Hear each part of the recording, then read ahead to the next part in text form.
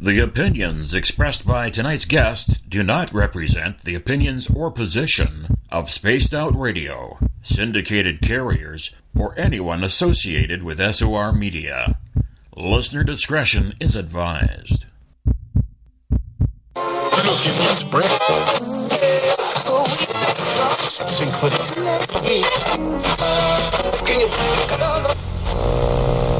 Oh man, there's got to be something to listen to on this dial. This message is being broadcast by the Department of Defense of the Republic. At 2 a.m. Eastern Standard Time, multiple unidentified objects were confirmed to have entered Earth's atmosphere. It is speculated that these objects are of extraterrestrial origin. The broadcast will quiet at this time for your safety. Welcome to Spaced Out Saturdays as we light the void with Joe Root on Spaced Out Radio.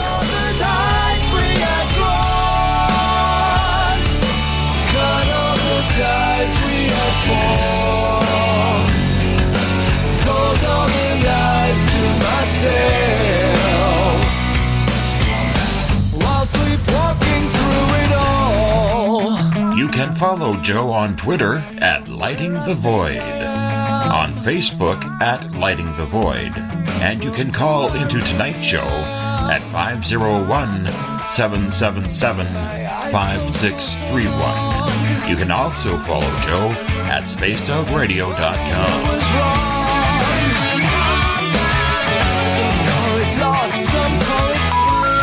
We're sorry, your call cannot be completed as done.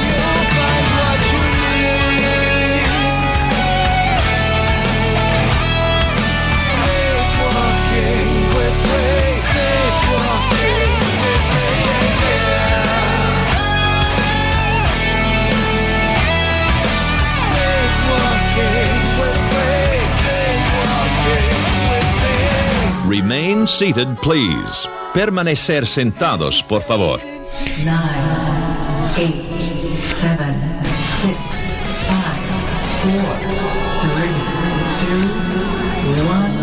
Why don't you talk into the microphone? I got a backup mic right here. Check 1, 2. Testing, testing.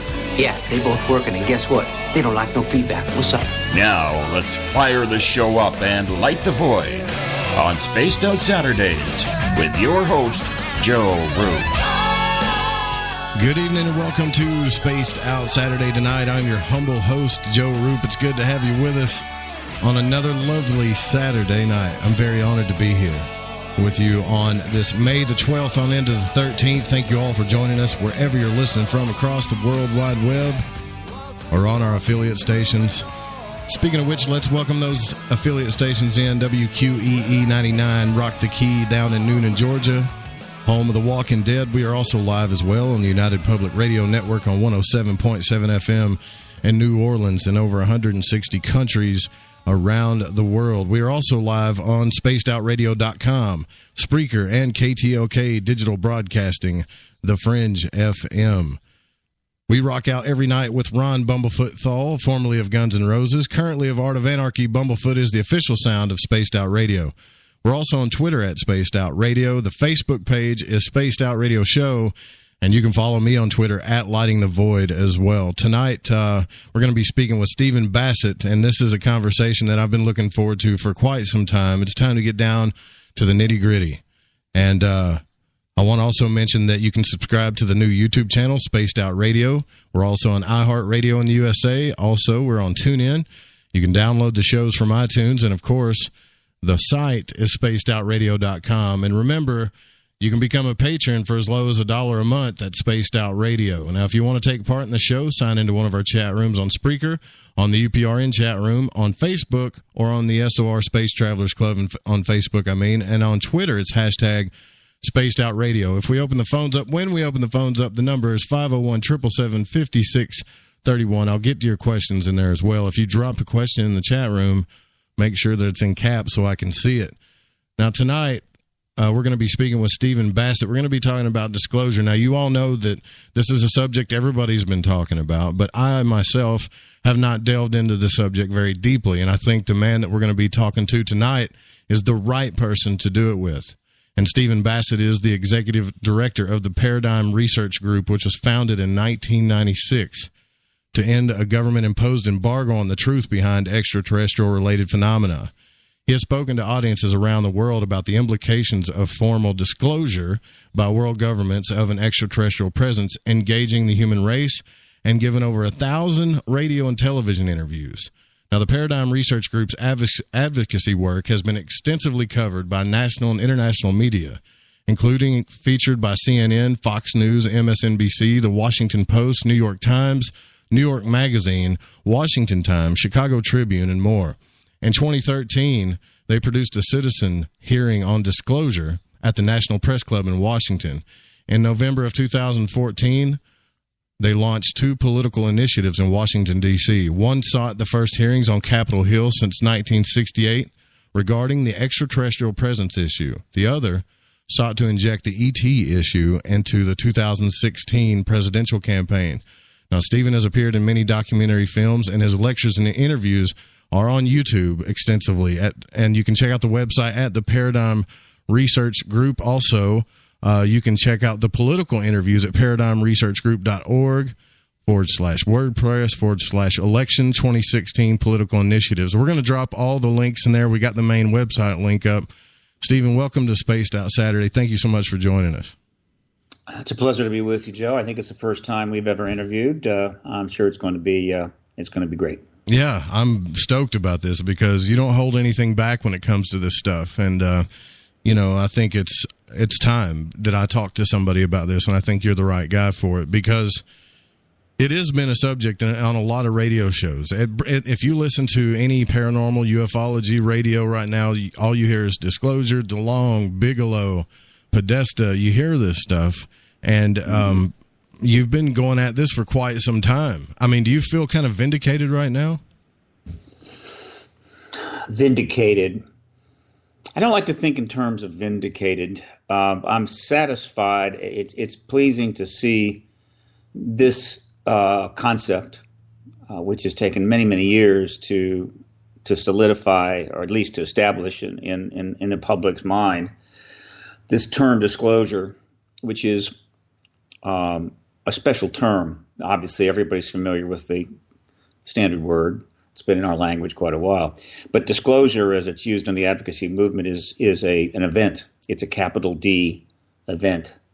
And it refers specifically and only to the formal acknowledgement of the extraterrestrial presence by governments, meaning the head of state, of course.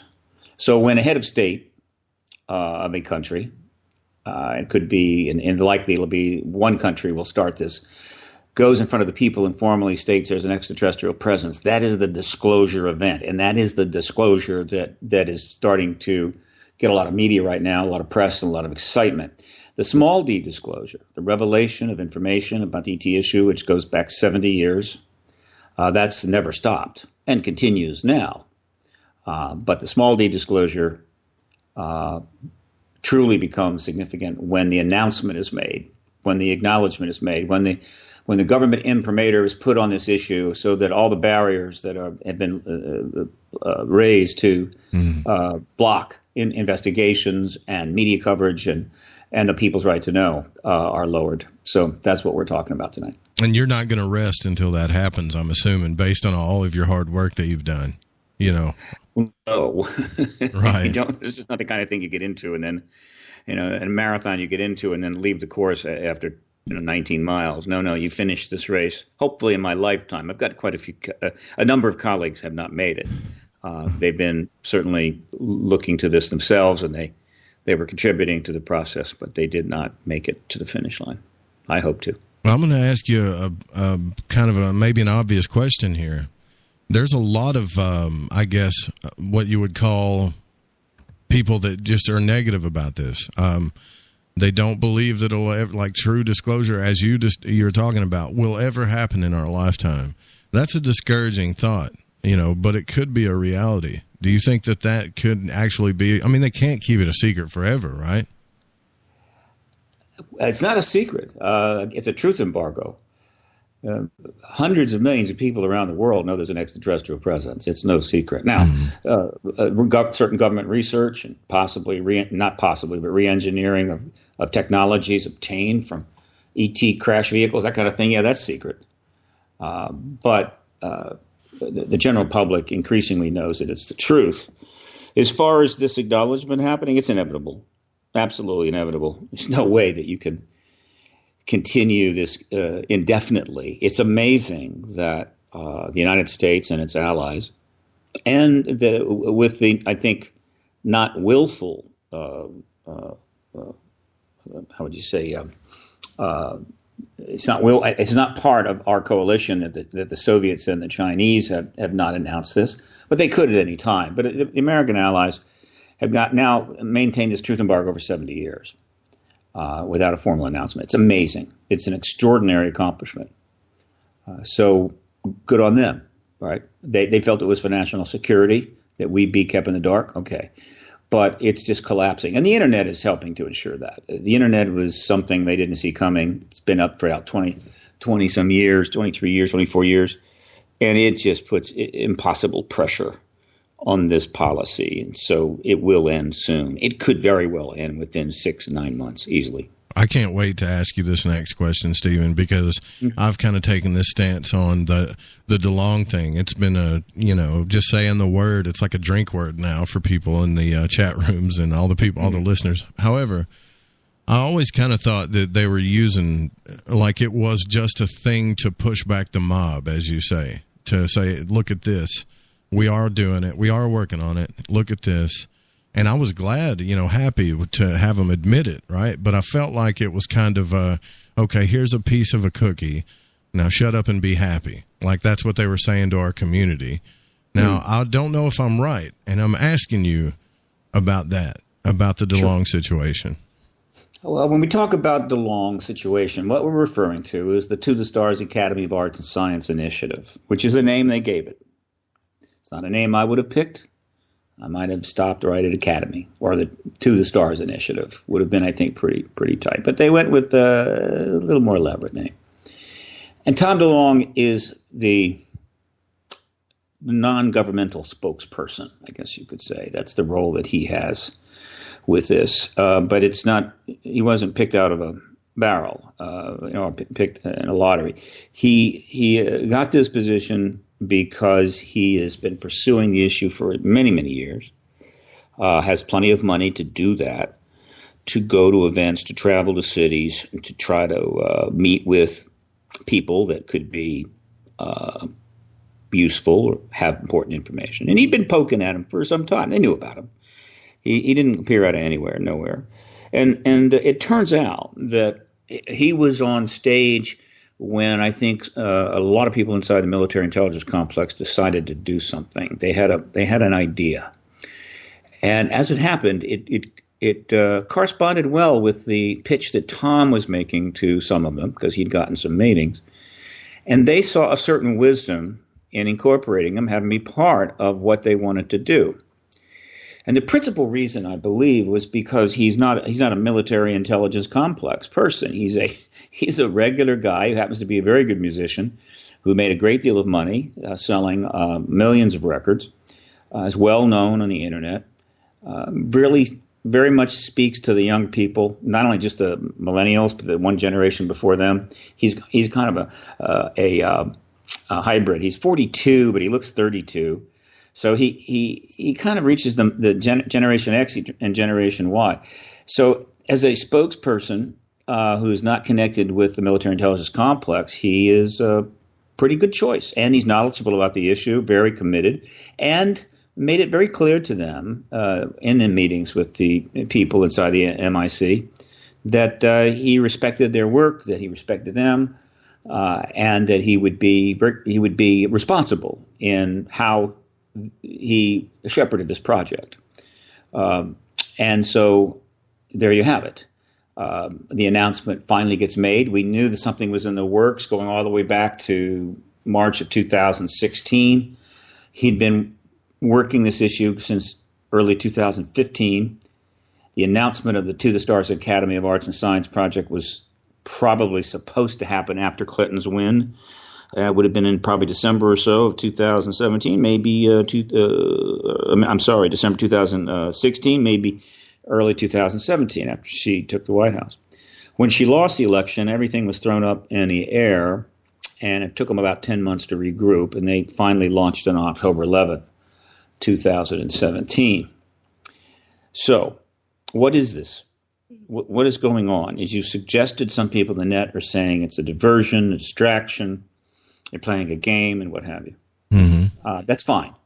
The government has been lying to us on this subject or misrepresenting it for 7 decades, our entire life. There are very few people right now. Well, anybody that's not older than 71 has lived their entire life under the truth embargo regarding the ET issue. So it's going to be heavily scrutinized, and it should be, and picked at and prodded, and theories, counter theories put forward. I fully expected it. Okay. However, as someone who is paying close attention and has a fairly substantial amount of knowledge about the overall history of this issue, my assessment is this. And I've been speaking about this at conferences around the country. I've got many more to do this year, and I'll continue to talk about this and elaborate. I believe what happened was that the military intelligence people within the military intelligence complex began to realize that the truth embargo was approaching very likely its end, and that the Clintons, particularly Hillary Clinton, had been speaking about, well, let me put it this way, the Clintons had been involved in this issue going all the way back to the Rockefeller Initiative in 1996. But thanks to PRG's efforts to successfully bring the media into the issue in the 2016 campaign, reporters were contacting her campaign co-chair, John Podesta, and wanting answers to questions about articles that they were writing or comments on articles they were writing. PRG was able to generate 400 articles about the connection between the Clintons, her husband, John Podesta herself, and the ET issue during the campaign, a very long and expensive campaign. And they ultimately had to speak to the issue. They chose their places. They did not give any interviews to big-time papers. They were careful about it. All this is on my website and can be easily found, and I'll tell you about that in a second. But they started speaking to the issue. And it became obvious to the military intelligence people that she was going to disclose if she becomes president. She had set it up. The media was ready to jump on it. And she wanted to be the disclosure president. She has, since her husband was denied that privilege 25 years ago, or now 25 years ago. And so the military intelligence complex is in a rather awkward position. As the keepers of the secrets, as the place where this issue is managed in the most highly classified compartments for all of this time, as the entities that by and large really have had to lie about it, the Air Force has had to repeatedly lie about it, what have you, they were not thrilled with the idea that a president would finally disclose, and then everybody's turning to them going, well, boy, you certainly didn't help. You've been lying to us all this time. You've made fools of yourselves in some cases, and we realize it's national security. The Cold War has been over 25 years. What's your problem? In other words, all the grief they were going to get, which they will get some, was headed their way. And they made a very interesting decision. I believe in 2015, thereabouts, they started to think about taking proactive measures, meaning get out in front of it. Right. Before it breaks. Right. Not easy to do, right? Because understand, they are part of the executive branch. They work for the president. If they were going to do something, there are a lot of different rules, laws, protocols that they could easily break. They can't do that. But somehow or another, approximately 40, possibly as many as 50 people inside the Pentagon, the CIA, and maybe some of the other intelligence agencies somehow coalesced and were able to take action to bring this issue forward with Tom DeLonge as the civilian front. Tom DeLonge originally mentioned that this was happening up in the public arena in March it was March the 27th, I believe, of 2016, in an interview with George Knapp on Coast to Coast AM. And that interview is available. You can go to Coast to Coast AM, go to the archives. You can, maybe in the 27th, 28th, you can listen to this 3-hour interview where he says some pretty startling things and makes it clear something is coming, and that information is going to be released, and it's going to be in various forms, such as books and documentaries. The books would be fiction, but they would be nonfiction, if you know what I mean. Right. You're talking about Secret Machines and his books, exactly. Right? Okay. And it sounded pretty fantastic to me, and I had trouble with it. I said, I can't see this. It's not working for me. A month after that interview, the first book, Secret Machines, was published, and it was clear that he was saying exactly what was going on. And so after that book was published in April of 2016, we were then waiting for, what's going to happen next? And there were a few minor statements that were made, but nothing serious dropped. And then things got really strange. By strange, I mean that all of a sudden, emails from the Democratic National Committee were dumped out by WikiLeaks that had been hacked by someone and delivered to WikiLeaks.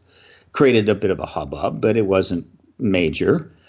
Then as the election became very close, late October, all of John Podesta, her campaign chair's emails were leaked, thousands of them, about 50,000, I think, and they were leaked about 5,000 a day for 10 days, 11 days. Awful convenient, right? All these emails contain what I knew they would contain, which is a number of emails regarding the ET issue, because I knew about the Clinton ET connection to the issue. There were about 95 of them, and they're all archived on my website. And we'll talk about that later. But interestingly enough, Tom DeLonge was all over these emails, about 50 some mentions in the emails, and it turns out he is part of the project. He had approached the John Podesta. In other words, he had approached the co-chair of the leading candidate to be president about getting involved, introducing to certain people, doing a documentary. They had a meeting. He actually gave an interview for the doc, but none of this was supposed to go public. And that was a problem. It didn't really affect her vote count. I don't think a lot of people say, I'm not going to vote for Secretary Clinton because apparently there's some ET stuff going on in connection with an ET or disclosure process. But it created a lot of problem for Tom DeLonge in that program because that wasn't supposed to happen. And then, of course, she lost the election, which meant that the whole premise for this thing was undermined. And they had to reorganize. And that is what this has been about. And the fundamental message that Tom DeLonge has stated, and if you listen to the interviews, and I've got about 80 of them up on my website where you can go and browse. If you listen to interviews, if you read between the lines, what you're hearing is this, that a PR program is underway and in which the Pentagon and the CIA and military intelligence complex in general wants the people to understand that they're not the bad guys, that they have been defending the country, and that maintaining an embargo on the information about this was part of that national security mandate. But the time is perhaps right to move past that, and we're going to see what we can do. We're going to try to become part of the solution instead of being just part of the problem. And what they have done, we can go into the details, but what they have done since the announcement on October 11th, taking in everything that's been said, all the interviews, the material up on the To the Stars Academy website, and so forth, what they have done is released information which clearly advances the disclosure process, the small d disclosure process, and improving the prospects for capital D disclosure event. But they have been very careful because they are not breaking any laws. They are not releasing any information that is classified and should not be released. They're careful in the terms they use. And so they are playing by the rules, but they're still doing something that the military intelligence complex has really never done. More importantly, we know that there are, behind the 10 people that are in the front of this program, all of whom are former military intelligence political operatives, full career people, high end. This is the most high-end group that's ever come together on this issue in the public domain. There's about another 40 people inside who are not named backing them up. And so this is a serious initiative that has been made much more complicated because of extraordinary political developments in the United States. And not the least of which is that whatever their time frame was for releasing information, like they released to the New York Times, the gun camera footage, which had never been done before, the interviews with pilots, all that, and the revelations about the study that was commissioned by Senate Majority Leader Harry Reid, run by Louis Elizondo, and all of that. They had to do it in the middle of a political hurricane. The press is utterly consumed right now with the political machinations. There's some similarities to the Nixon situation. It lasted about 18 months. There are certainly similarities to the Monica Lewinsky, or actually Bill Clinton scandal. Let me be appropriate there. Bill Clinton scandal. This is bigger than either one of them. It is massive. And so the ability to penetrate the media and also get the public's attention is significantly hampered, which I think has caused them to slow down. And I think they've stepped back and they're doing some things behind the scenes. I'm aware of some of that. But in terms of putting out new, profound information, they are holding back because, frankly, it's like trying to run into the wind instead of with the wind at your back. So this is a legitimate project. It is serious intent. It is carefully thought through. And it will certainly advance the time frame for the eventual disclosure event.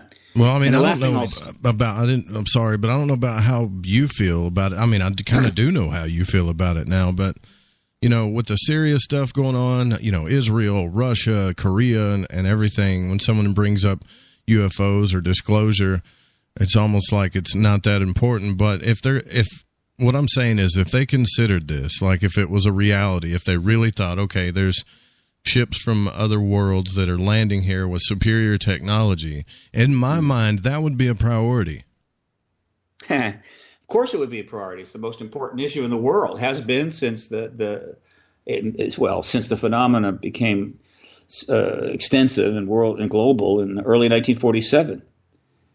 But how important something is to the overall future of the planet as compared to the immediate issues that are being faced, that's a complex equation.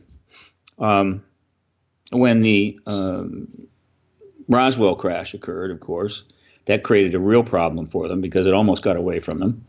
And the truth embargo was a response to that, plus the sightings over Washington in July of 1952. And all of that was done in the background of the Cold War. Remember, the military leaders, the intelligence managers, and the political at the top, in that period, 47 to 53, were, I'm sure, quite convinced, or not fully convinced, but certainly very much considering the fact that another war was coming, because that's what we do. We war. We've been doing it for 10,000 years. Right. We just had two massive wars. And so the next one was coming, and this was going to be a nuclear war. And so that's a pretty big deal. It's a pretty high priority matter. Yeah. Is it more important in the long run than the presence of extraterrestrials? No, it isn't. But in the short term, it's pretty damn important. And so the ET reality was fully subjugated to the the Cold War problems. Now, they certainly hoped there wasn't a war, and then probably they thought, well, if somehow we're able to get a rapprochement with the Soviet Union and get on the same page, come to terms, this nuclear escalation could be short-lived, not get out of hand, and things will be fine, and at some point we're going to deal with this ET situation. But that's not what happened. We didn't get a war. We got a Cold War, and it didn't last 5 years. It lasted 44 years. From 47, I use that as a good starting point, to 91. That's a good point. So the truth embargo had to be maintained for 44 years. And people say, well, the longer the thing went on, you think, well, they'd decide to do something. No, because the nature of the Cold War was if you had X number of nuclear weapons in the world in 1960, you had 2X in 1970 and 5X in 1980. It topped out in around 80,000 nukes in 7 countries. So the threat, the danger, continued to escalate until the very end. And only after a number of arms agreements did it start to come down. And we've managed to get it down from about 80,000 to, I think, a total of about 25,000 worldwide. More than enough to destroy civilization many times over. So that is the backdrop for the truth embargo. Now, we're 23 years since 7 years since the end of the Cold War. And we should be much further along in terms of stabilizing the world situation. But a lot of terrible decisions have been made since 1991. And as a result, there's still a lot of confusion.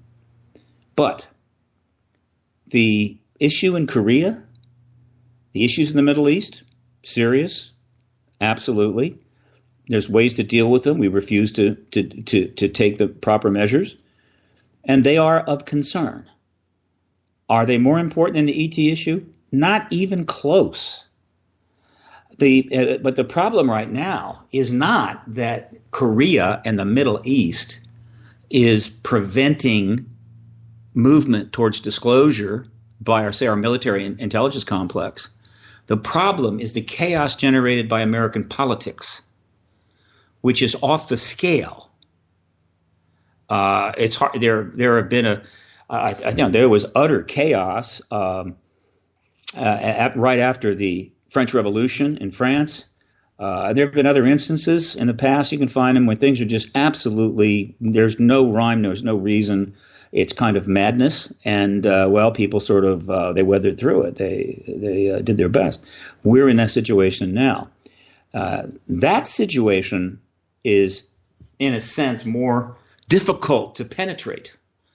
And that is the principal barrier right now. It's not that there are more compelling issues. And these people in the To the Stars Academy project have obviously agree with this because the chaos was pretty intense as of October of last year, and they chose to launch it anyway. And then in December, they delivered material and information to the New York Times, as the New York Times chose to publish on December the 16th.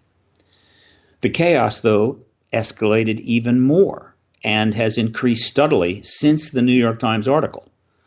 So they decided to go ahead, but they're not fools. And so they realize now that the storm is gone from a category 2 to a category 3, maybe a category 4, and so they've stepped back. That's the way to look at this. And at some point, if things settle down, you're going to see some more dramatic revelations, unless there's an intervention from the executive that stops this. Because the people behind this program inside are still working for the executive branch and the White House. If the White House were to step in and say, stop this, they would have to do it. And that means that the people outside on the To the Stars Academy would be reined in as well. That hasn't happened. I don't expect it to happen for a number of complex reasons. So overall, we just continue to weather the storm, follow developments. But what is going on here is the most significant development in the history of the ET disclosure, truth embargo. It surpasses anything I've been able to accomplish or anybody else that I know has been able to accomplish. It's pretty big. If we look at this honestly, it's very big in our history for sure. It will be viewed as that without question. Right. Even if it doesn't, well, I don't see how it won't be connected to disclosure unless something intervenes, like the ETs were to make a dramatic move and and force disclosure on us, which would not be a good thing. This effort is going to be very much attached to this event when it comes, and historically, it's going to be a very significant thing and a profound legacy for all involved. Well, I've gotten a lot of scrutiny, Stephen, from talking to, for instance, I talked to John Lear, who he first, someone came out and asked him about the videos, and he immediately went to debunking them, and it caught my attention. When something catches my attention, I want to talk to him about it and ask him, see what he's talking about. And what happens is when I've done that, people immediately think I'm taking a side, or you think the videos are fake. I said, no, I'm saying that some of the points that he's made are pretty good. I'm not saying the videos are fake. He said the videos were fake, right? And then it's disinfo that, disinfo this. You're a shill. I got people messaging me saying I'm a shill. I don't even really know what that is. And so I'm trying to figure out how you wade through all of this stuff. Do you just ignore all of the babble, the disinfo, the shill calling, or how do you wade through all that water? Well, one of the it's hard probably for me. Most significant reason for learning, reading, getting educated today is not to get rich, but to be able to wade through the information fire hose that we're now faced with. Every individual has access to an extraordinary amount of information from a much larger spectrum of sources, including the public domain. And compared to the past, the difficulty of determining what is good source, what is good information, and what's nonsense, hoax, and propaganda is challenging, would be challenging to the smartest of people. It is very, very hard. And this all happened in a short amount of time. The internet came on in the mid-'90s and just took off, though the big social media developments are newer. And so how do you figure out what is true? One approach is to believe everything you see, no matter who says it. If it's a Facebook post, you believe it. If it's a Twitter tweet, you believe it. If somebody puts something on a blog, you believe it. Doesn't matter who, doesn't matter what. If they write it down and there's words to read, you believe it. That a person that does that will probably be entertained. It'll keep them busy, but they will develop a knowledge base in their head that's not worth a bucket of spit. So you have to triage. You have to use every ounce of your common sense, everything you know, and triage out the nonsense, the propaganda, and simply the invalid, and develop models in your head for what's going on, whether it's in Korea or the Middle East or in Washington, in science. And if you're good at it, you'll be useful. And if you're not, you won't accomplish much. You might make money. Money is an irrelevant thing. People who completely make up out of whole cloth exotic stories can make a fortune. So it's not about that. It's simply about whether you're effective and whether you are constructive. Because you can't build a rocket to the moon based upon hoaxes, illusion, and cockamamie theories. It won't even get 1 inch. You have to have absolute precise truth within every component of that rocket. It's got to comport to the absolute laws of physics, and it may work. It may actually go to the moon. And this is essentially true of all efforts, though obviously a lot of what we do in life is not needs to be as precise as building a rocket. But if you're trying to understand or make a contribution to an issue, whether it's environmental, whether it's space, whether it's civil rights, social problems, whatever, and you're operating from nonsense and hoaxes, you're not going to be effective. You're going to be destructive. So this is the best I can say about that. I do not have to. I'm going to decide what sources I consider to be useful, and I will listen to those. And those that I consider to be not useful, I will ignore.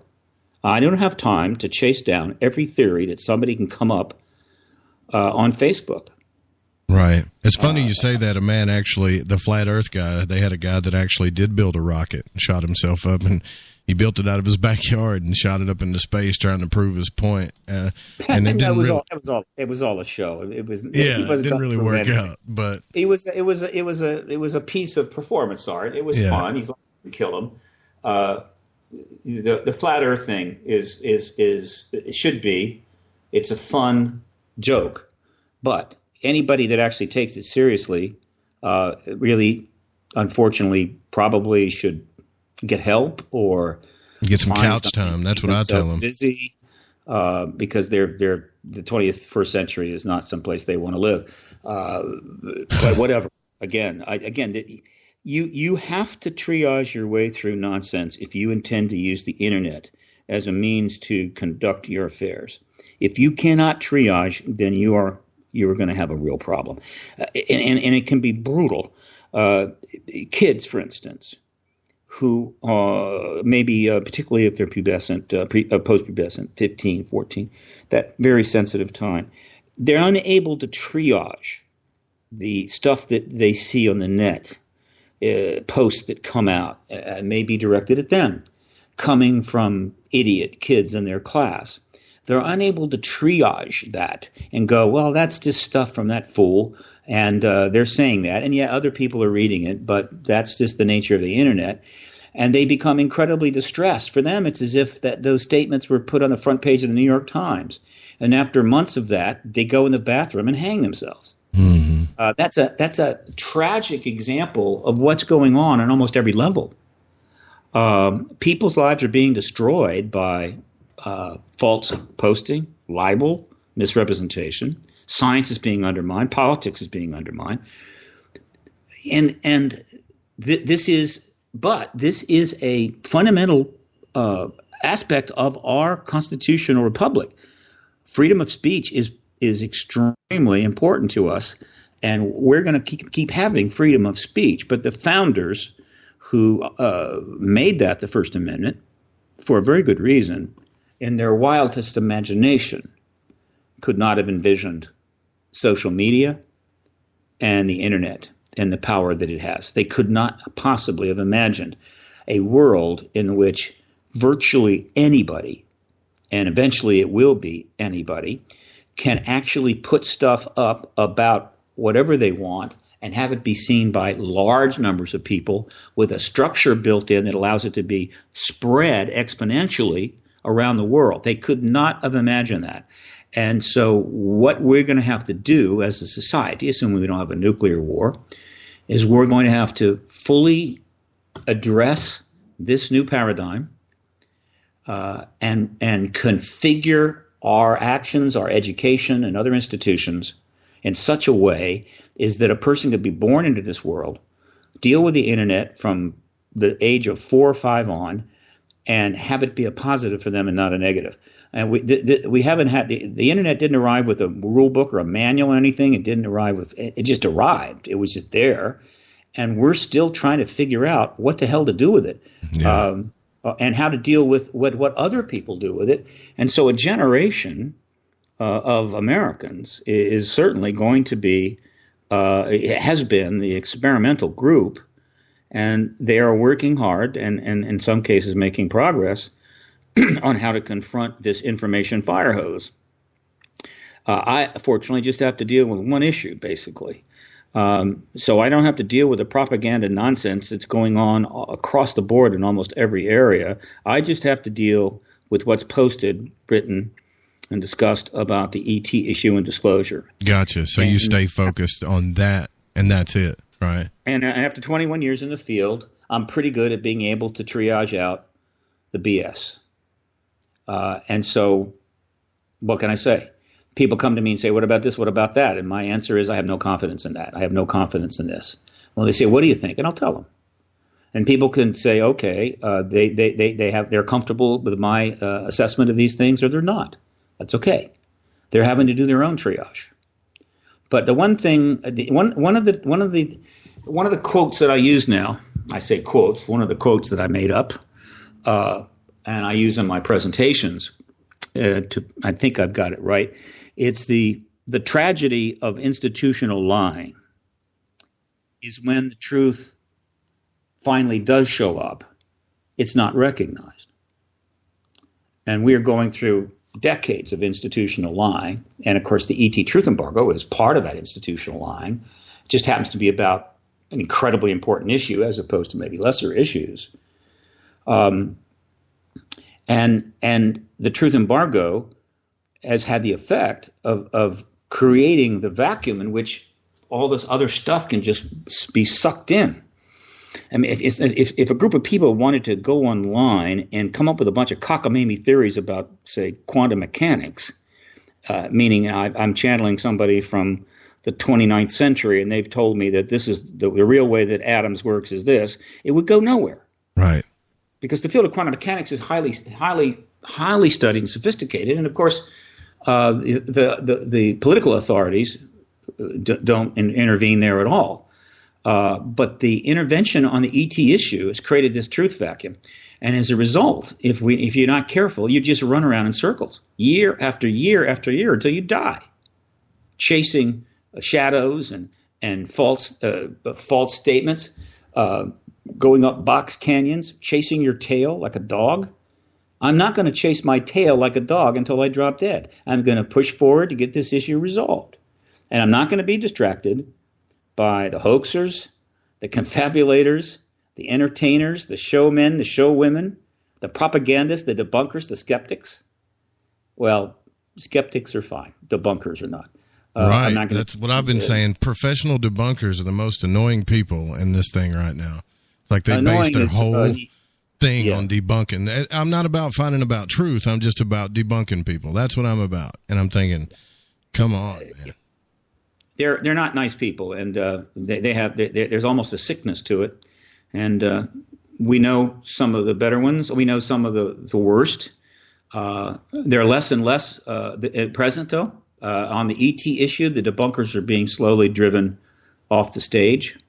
They just don't show up anymore because, well, more and more people know that they're full of it, and so it's embarrassing for them. But there was a time when they held sway, and they were constantly beating up on those in the citizen science activist world on this issue. Oh, yeah. But their day is just about gone, and that's another sign that we're moving closer to disclosure.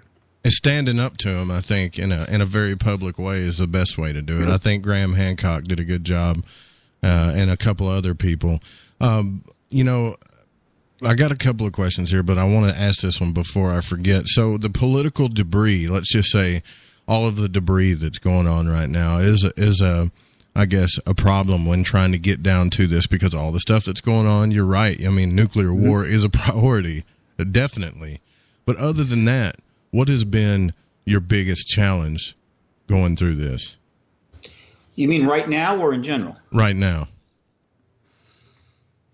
Or in general, if that's an easier one. In general would be nice, too. Well, right at the moment, the biggest – that's a good question. Right now, certainly in the moment, a major challenge is that there's no way to get the attention of the media in a meaningful way. They have a very limited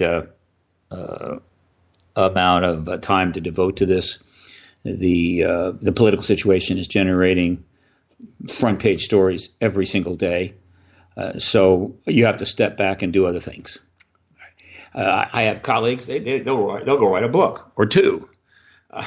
I'm a political activist with kind of a single issue focus, so it's a little harder for me to just, well, here's what I'll do here. But I'm filling the time with speaking engagements. The conferences are getting larger. We can talk about that in a minute. I've already done like 8 conferences. I got 6 more lectures and conferences coming up. There'll probably be more added onto that. So I'm busy. Mm-hmm. But big one coming up, Contact in the Desert.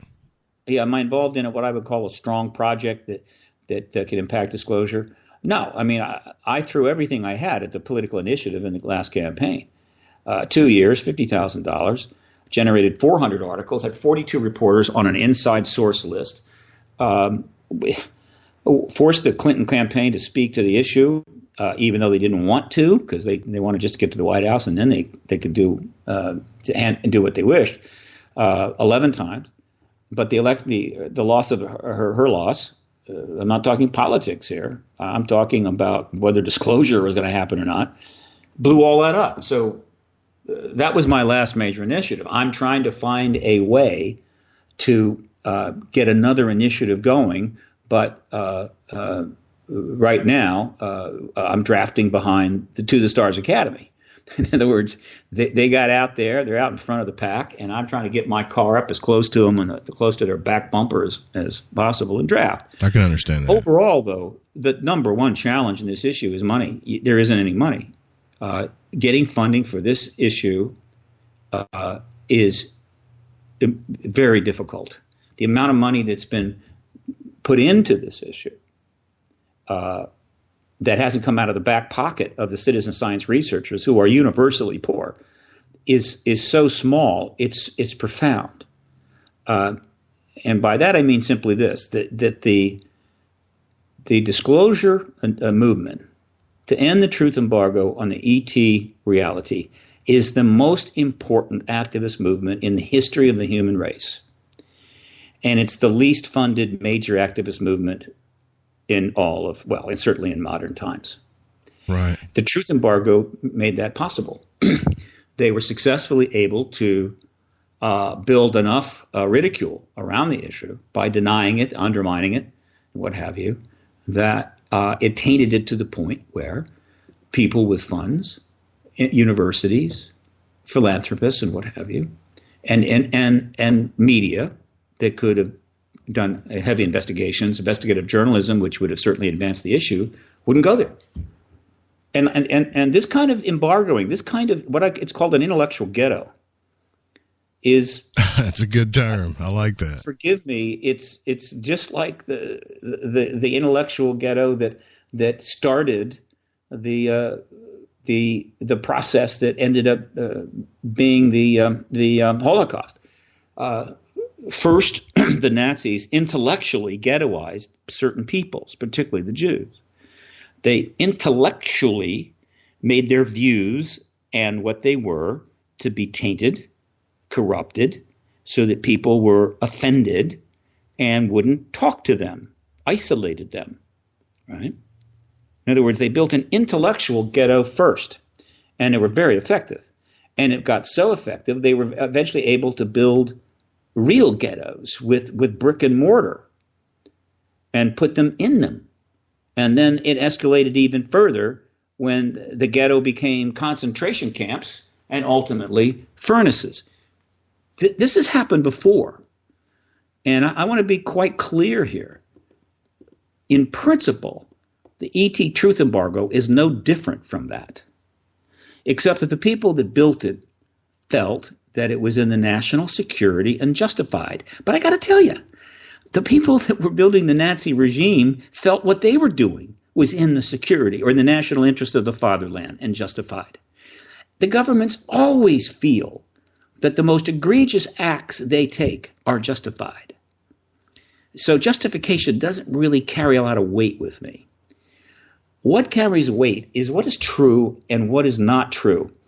And we know that the Nazi science and the stuff the Nazis were coming up with was utterly bogus. Right. But effectively put forward as propaganda. And what the government's been saying and doing about the ET issue in the public domain has been completely bogus, but effective as propaganda. Now, obviously, people are not being killed. People are not being rounded up. I understand that. I'm very, very pleased about that. I have no interest in being taken down that road, right? Gotcha. I don't either. But this is the 21st century. This isn't mid-20th century. We should be past all that. We should be past institutional lying at this magnitude and at this level, because we have one life. It doesn't last very long, and to have to waste it running around in circles chasing after government lies or other propaganda put forward by people that have been misled by the government, and wasting your time and effort, and having to do it under difficult conditions where no one will back you, no one will fund you, or very few will, until you run out of money, your relationships are gone, you've lost, you can't even get a job, marriages are ruined. I've seen all of that. Now, that's still not the tragedies of the mid-20th century. I understand. No, but you're telling the truth. That's a fact. I'm just laughing here on mute because you're right about all that. You're definitely right about that. And so I try not to get overboard here, but tonight I'm going a little further. I'm basically saying, but I am with those 10 or 11, basically the 10 insider team on to the Stars Academy. I am with the people behind them inside the military intelligence complex that are trying to advance this within certain restrictions, because they are on the right side of history now. And the truth embargo has got to end. We cannot continue a lie of this magnitude in a world where the lack of trust leads to wars, it leads to political mistakes, it leads to dysfunction, breakdown in countries, failed states. When trust in government erodes to a certain point, you get revolutions, riots, invasions, and you get demagogues. And trust in government in the United States is at historic lows. So this is not really a complicated equation for me. You either get in the truth business, restore trust in government, and get the people behind you so you can move forward. And if you don't, the end is going to be very unpleasant. I totally agree with you. We're going to go down the rabbit hole a little bit further into this disclosure movement with Stephen Bassett. You guys don't go anywhere. We'll be right back.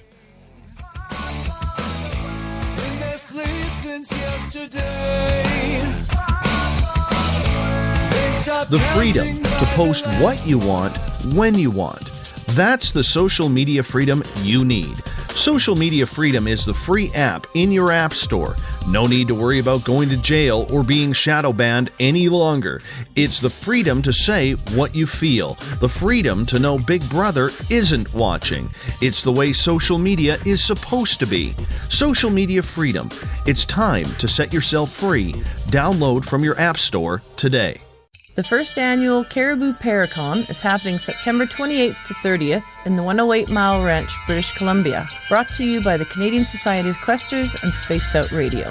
Come listen to our featured speaker, Grant Cameron, along with Elizabeth Anglin, Paisley Town, Mike Moran, Eric Cooper, and more. It's a 3-day supernatural adventure at the Spruce Hills Resort and Spa.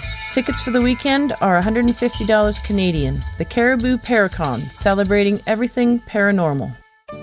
Find your escape where time has no limits. It's about living today and cherishing the heritage of yesterday. A spirit of adventure for what is new, with the nostalgia of the past. Your timepiece is a reflection of who you are. Life surrounded by beauty from the world around us to the soul within. EscapeWatches.com. There is no time like the present to enjoy your escape. Use promo code SMF2017 for your 20% discount today. 365 days a year, we're in the field, investigating UFO sightings, talking to alien abductees, and visiting secret military locations like Area 51. We're UFO Seekers, official partner of Spaced Out Radio. Follow our daily search for the truth at UFOseekers.com or like us on social media. Catch us on Spaced Out Radio every third Monday of the month as we discuss Area 51, UFOs, and more. And also, don't forget to subscribe to us on YouTube.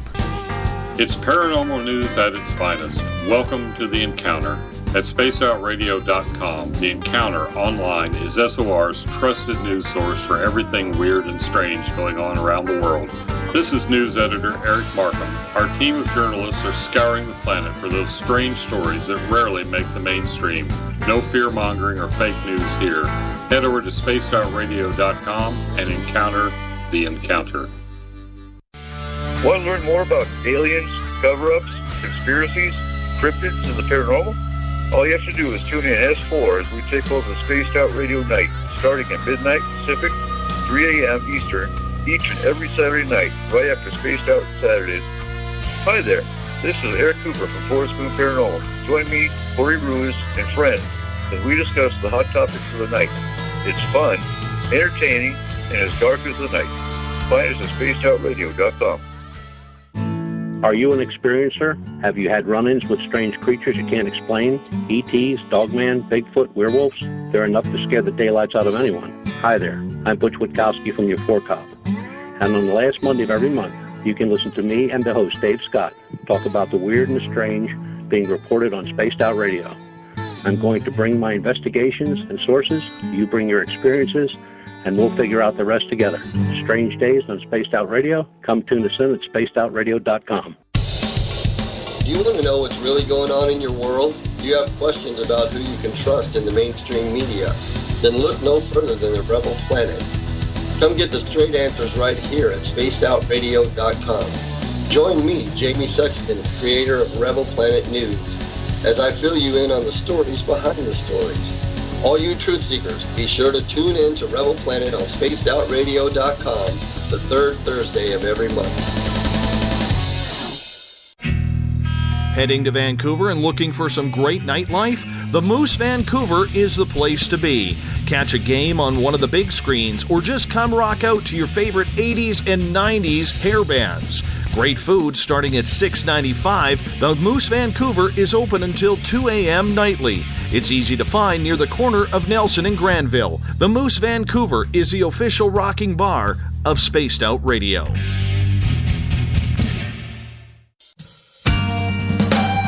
Hi there, this is Tessa Nicole Thomas, and I'm going to take you for a ride every Sunday night on Spaced Out Sundays. I'm going to set up your week with some strange tales from across North America, from psychic readings, Sasquatch, UFOs, to the most haunted locations. Come join me at spacedoutradio.com starting at 9 p.m. Pacific, midnight Eastern, and let's get weird together. I'd love for you to join me. Spaced Out Sundays at spacedoutradio.com. Are you interested in advertising on Spaced Out Radio? Head to our website at spacedoutradio.com and click on our advertising tab. There, you will find an assortment of ways you can get your product out there with us, from radio commercials to banners and social media. Have a product you like our hosts to endorse? We can do that too. Visit spacedoutradio.com for more details. Looking for nighttime adventure? Old school radio that delves into everything out of the norm? Then check us out at Spaced Out Radio. This is Dave Scott. Every Monday through Friday, starting at 9 p.m. Pacific, midnight Eastern, we're going to take you on a wild ride ranging from conspiracies to true crime and every ghost, alien, and Sasquatch story in between. We're always live, and we're always interactive with you. So join us at spacedoutradio.com, where together, we own the night. The opinions expressed by tonight's guest do not represent the opinions or position of Spaced Out Radio, syndicated carriers, or anyone associated with SOR Media. Listener discretion is advised. This is Spaced Out Saturdays with host Joe Roop. You can follow Joe on Twitter at Lighting the Void. And if you want to call into tonight's show, dial 501-777-5631. Our website is spacedoutradio.com. Now, from the deep south of Arkansas, here is Spaced Out Saturday host Joe Roop. Welcome back to Spaced Out Saturday tonight. I'm your host, Joe Roop. Thank you, Bob. I do appreciate that. And everybody that they have a GoFundMe up for Bob right now as well, so you guys need to definitely go check that out too. We're here with Stephen Bassett from ParadigmResearchGroup.org. This has been a fascinating conversation. I haven't even touched disclosure, and there's a reason for it. And I think tonight's the night for Spaced Out Saturday to really touch it. And we're going down that road with Stephen Bassett. You can also find him on Twitter at Steve Bassett. And there's a ton of links that we're going to put up. I've got the website link up, but we're going to put more links up. And just thanks for joining us tonight. I really appreciate it, Stephen. It's been a good conversation so far. It's been a wonderful conversation, Joe. I really like the way you run your show. The deal with disclosure, though, and this has got some people worried, and me too. Maybe I'm a little bit, I don't know. Maybe it's a pride thing. But do you think it's important as far as our country being the one to disclose it first, or does it even matter what country does it? Long term, it doesn't matter. Short term, it does matter. Long term, meaning 40 years out, no, it doesn't matter. But short term, yeah. The United States has been the principal proponent of this truth embargo. It set it up. It got its allies to go along with it. And it has managed it and maintained it for 70 years now. I got you. I would like it to be the United States. I don't know if anybody's going to get mad at me for saying that, but that's what I'd like. I'd love it to be us that comes out and just knocks it out of the park, And you're totally right about the money thing. And I'll say this, there's something other than UFO disclosure I want to happen so bad. Are you there? I think you're breaking up a little bit. Uh-oh. I think we're losing you. You're breaking it up a little bit of my in front. Yeah, and we lost him. Let me try this. When that happens, live show. I'm going to try him back here. Oh, hold on a second. That happens, unfortunately, guys. I apologize about that. But make sure we're going to open up the phones, too, and that's going to be a deal. I got to make sure I can open them up so we don't get too much interference here. He's calling me back on Skype. Let's try this one more time. Are you there, Stephen? Are you hearing me now? Oh, yeah, I got you loud and clear. Just had to do a little reset. That's okay. To answer your question, the U.S. has been the principal proponent of the truth embargo and managed it for 70 years. It's one of the reasons trust in government has dropped to historic lows in America, because every year goes by, more and more people know that the government's lying about this. And while it's not something that affects their lives immediately, such as lying about the Iraq War or the Vietnam War, but it's still a big lie, and it just helps to contribute to lack of trust in government. And, of course, we're keeping it from the entire world, not just the American people. And then when you get into sequestered technologies and so forth, it could be transformative. It gets even nastier. So there's a whole lot of bad public relations here that the U.S. is going to have to deal with. If the U.S. is the first to announce the ET presence, then it's still going to have those public relations problems and various questions to answer. But it will get the historical legacy of being the disclosure country, and people will appreciate that. It's like the teenager who lies to his parents about something big and keeps that lie going, and ultimately, though, is convinced by a relative, an uncle, that it's better that you tell him. Parents and says, "Look, I've been lying all this time," and the parents are not happy, but they are pleased that he told the truth.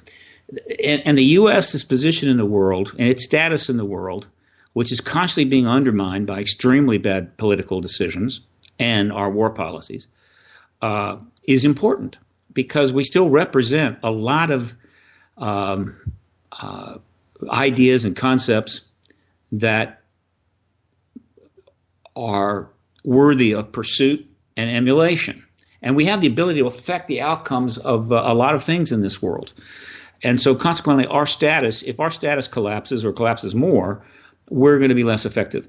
So in that sense, short term, I would prefer to see the United States be the disclosure country.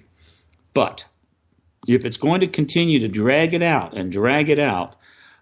given other things that are going on and the need to end this embargo, another country is fine with me. And I've actually pursued that to some degree.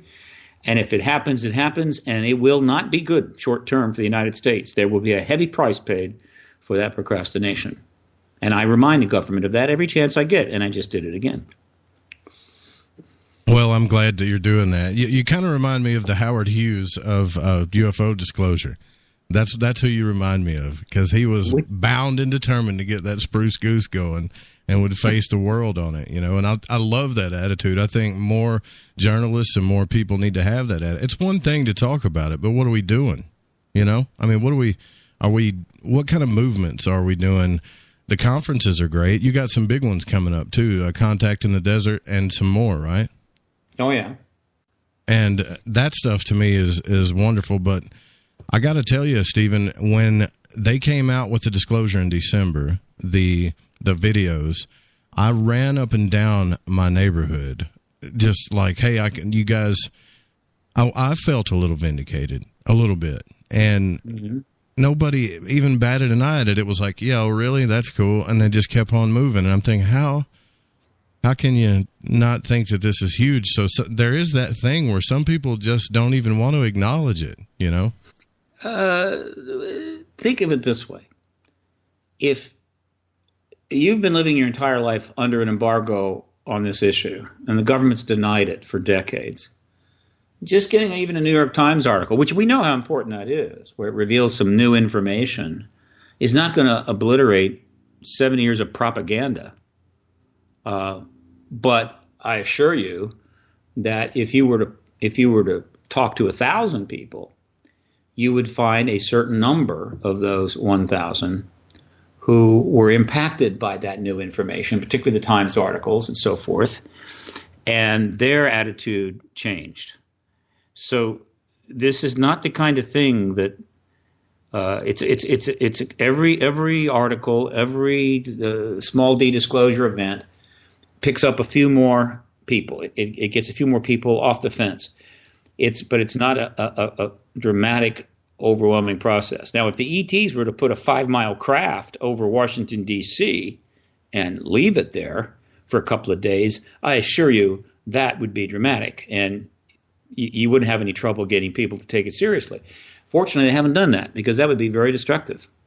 So try not to be too discouraged.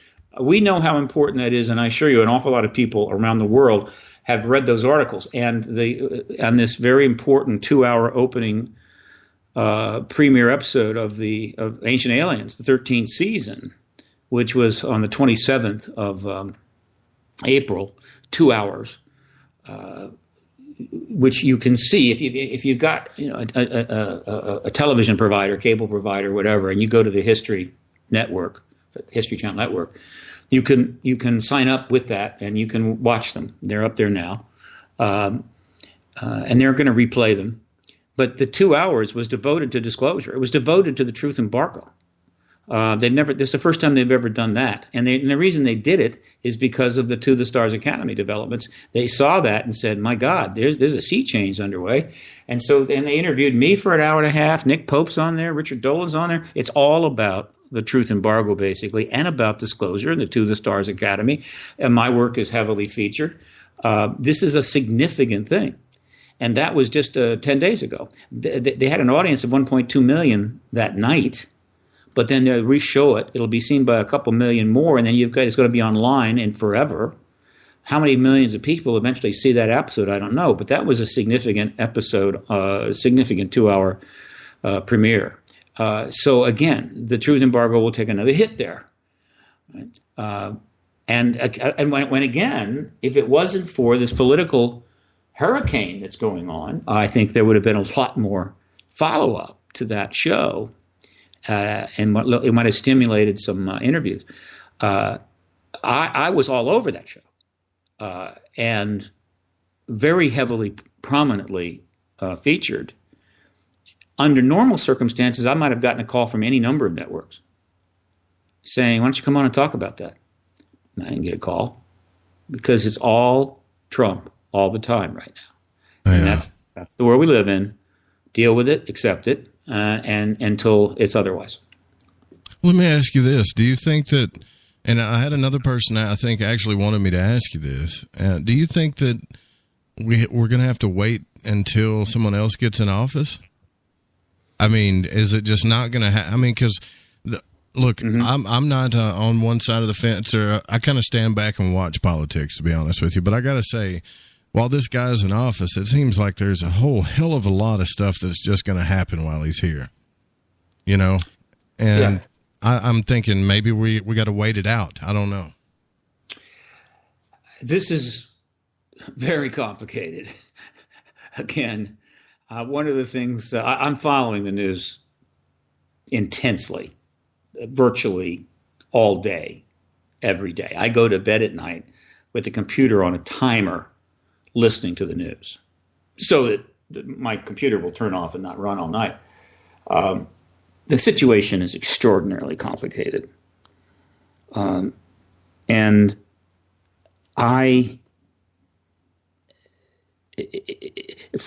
of me thinks this guy could be like okay, he took the election and some like you're talking about the emails and all this stuff, and it was just really odd. I mean, the whole country was like, what? But the whole country voted too. So then you're thinking, well, 125 million people voted. There's 240 million adults of voting age. That's a major problem too. One of the reasons, half the population doesn't vote is because they've lost trust in government. They don't think it matters. But I think from the standpoint of disclosure, my personal politics, I'm keeping out of this. I'm not going to go there. But from the standpoint of disclosure and my assessment is that the To the Stars Academy team is slowing down their revelations, anticipating a political change. And that there are a number of ways that change could come about. But my assessment is, and this is based upon it's a political assessment based upon the way politics works and the nature of the two parties and everything else, is that the president will step aside like Nixon did at some point, probably before the midterms. But that is pretty much dependent upon when Mueller drops the report. Until that report is dropped, that is not going to happen. But after it drops, it definitely could happen. In which case, the House of Representatives will then elect a new vice president, just like they did under the Nixon situation. I think that what may very well happen shortly after that, it could be even almost immediately after that, is that Pence will drop out. He will walk away as well, but for very different reasons. Basically, do it as a thing to help start a fresh start. In other words, he'll be kind of a hero, a chance to get things started again, and maybe reduce the hyper-partisan stuff that's destroying the country. In which case, then the House elected vice president will take over as president, and then the House would elect a vice president. And what you would have is two individuals selected by the House of Representatives. And if the House is got any common sense left at all, they will select, and they can pick anybody they want as long as they have the constitutional requirement that is acceptable to both parties and stable. One could even be a Democrat, one could be a Republican. And that would be a sea change in the situation. And we would go into the last 2 years of this particular presidential cycle with two House-elected individuals acceptable to both parties, essentially acting as the word escapes me, but they would essentially be shepherding the country through the last 2 years, leading into the 2020 election, which hopefully will be conducted in a way that doesn't offend the sensibilities of any rational human being, and things will get better. And if that were to happen, that kind of a sea change, I would expect the To the Stars Academy team to ratchet things up pretty quickly. That's what I was going to ask you next. So that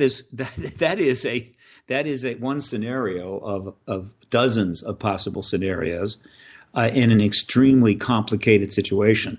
This is the one that I talk about when asked, and I'm not asked often, because I think that particular scenario has a good chance to happen and would probably be the most positive for all parties concerned.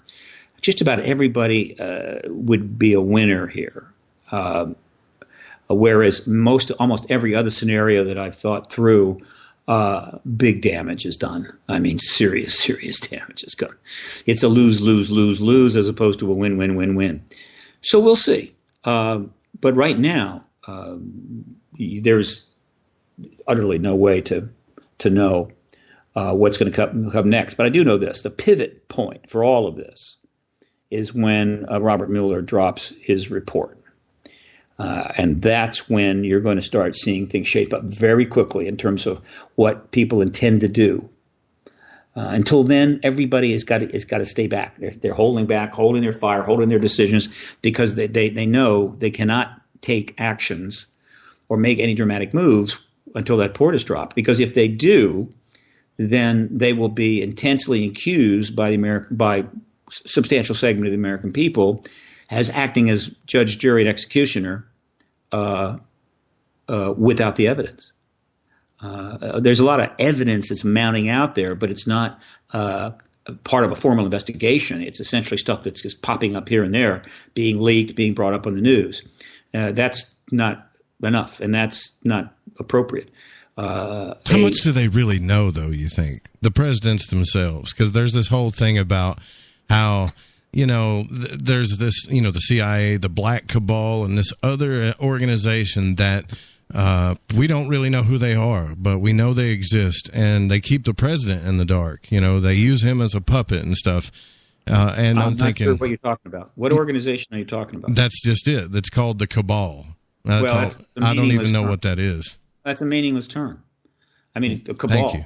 Unless somebody's got names, addresses, phone numbers, emails, and evidence of operations and so forth, it's nothing more than a term used to describe people's frustration without being unable to understand what's going on. Right. Yeah, what's going on, cause and effect.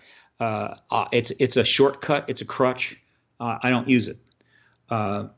What I do know is the presidents have been kept out of this issue for some time now. The Congress has been kept out of the ET issue for some time, but it's not the only thing that's being denied the executive and legislative branch. Now, this is a constitutional violation. It's a constitutional breach, and it's a major problem. But the circumstances were that over the 60 or 70, well, now 70 years since the end of World War II and the beginning of the Cold War, which we're going to put around 47, the development of intelligence operations, advanced classification schemes, and deep classification projects has just expanded exponentially. And over time, it became just irresistibly convenient to take things completely black and not have to deal with the press, the public, the president, or the Congress. It's completely black. And so you can operate in the interest of national security without the interference, do your research, do what you have to do, and it's just hard to resist. And certain things just disappeared down the black hole. Well, unfortunately, that is a constitutional violation. It is a breach, and it is a problem, a huge problem. We don't know how much has gone down that hole, but we know the ET issue went down there.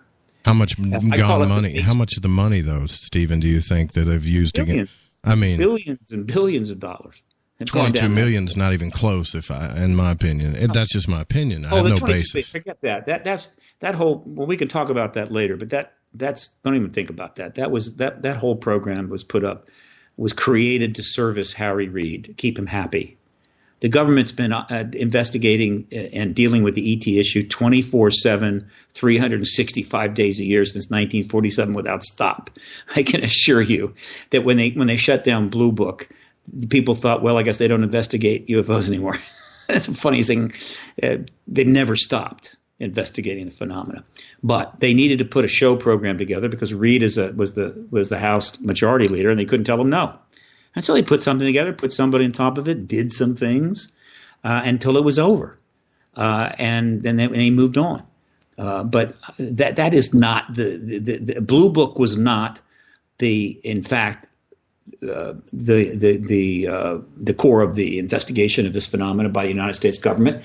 The Advanced Aerospace Threat Identification Program was not the core. The core of the investigation, the core of what we know, the core of what we do in the subject is deep black, period. If you're the president, you can't get it. If you're the Secretary of Defense, you can't get it. If you're the head of the Intelligence Committee in the Congress, you can't get it. It is deep black. It is off the charts. And of course, that is not the way the country is supposed to operate. That's not what the founders had in mind. That's not what the American people expect. But they have allowed it to happen because of the extraordinary circumstances of the Cold War. All nations and all peoples face annihilation. Whether you're a Mongol village 200 years ago, whether you're some Aztecs in South America, where you mean Rome itself, you all could be taken over by the Huns, by the Goths, by the invaders. And so there's a certain existential angst that everybody goes through. The Cold War essentially was the threat of the annihilation of civilization itself, in an unpretty, very painful way. All right, and we lived under that Damocles sword our entire life. I was born as the Cold War began. I have lived under the Damocles sword of nuclear annihilation since the day I was born. And so that is so off the charts. We haven't even fully come to understand the psychological impact of the Cold War on human beings, on the 3 generations that have been born since then, in a general sense. One lifespan, 3 generations.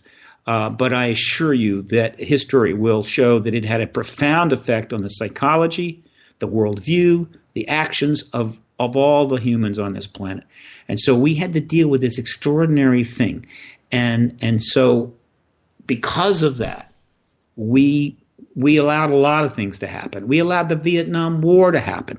There's no way that war should have taken place. It was a total, complete disaster. It was an offense to nature. It's offense to law, offense to the American Constitution. But we allowed it to happen. We demonstrated. We fought. But we needed to fight 10 times harder. But we didn't, because Cold War, nuclear threat. Yeah. Got to fight it off, right?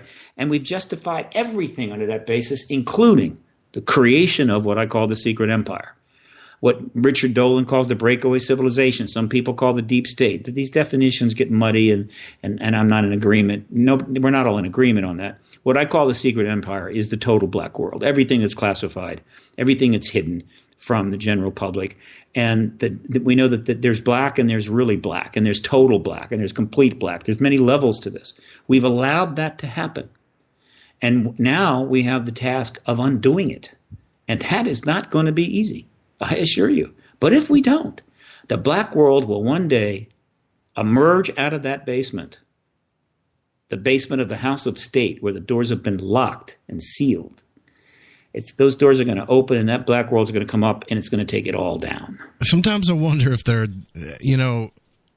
all just confused about who's running things. Like, I mean, I know that sounds crazy, but there's got to be somebody. When you talk about like the deep state, there's got to be somebody at the crux of this thing. Somebody where the stuff starts rolling downhill. No, there's no one crux. So it's got to be. Maybe they're all just running circles. I don't know. Well, look, the U.S. government, just one government alone, is massively complicated. It's huge. Theoretically, the U.S. government is run by 3 separate and equal branches, and so you've got a president and thousands of people in the executive branch. You've got a Congress with 535 representatives and all their staff, and then you've got the legal branch, the judicial branch. That's who runs the country. And it was set up that way in order to avoid that single crux, single cabal. And it's basically been relatively effective. But when things go wrong, it's difficult for most people to look at the big picture and say, well, how did the executive fail? How did the Congress fail? How did the judiciary fail? What have the people done? It's easily, oh no, there's some person sitting in a castle somewhere, the leader of the Illuminati, that is running all of this. No, there's not. Gotcha. All right. This is simply a way for people to sort of express their frustration. But it becomes a meme, and suddenly it becomes reality. And they're sniffing around, wondering who's running something, and not paying attention to the people that are running it.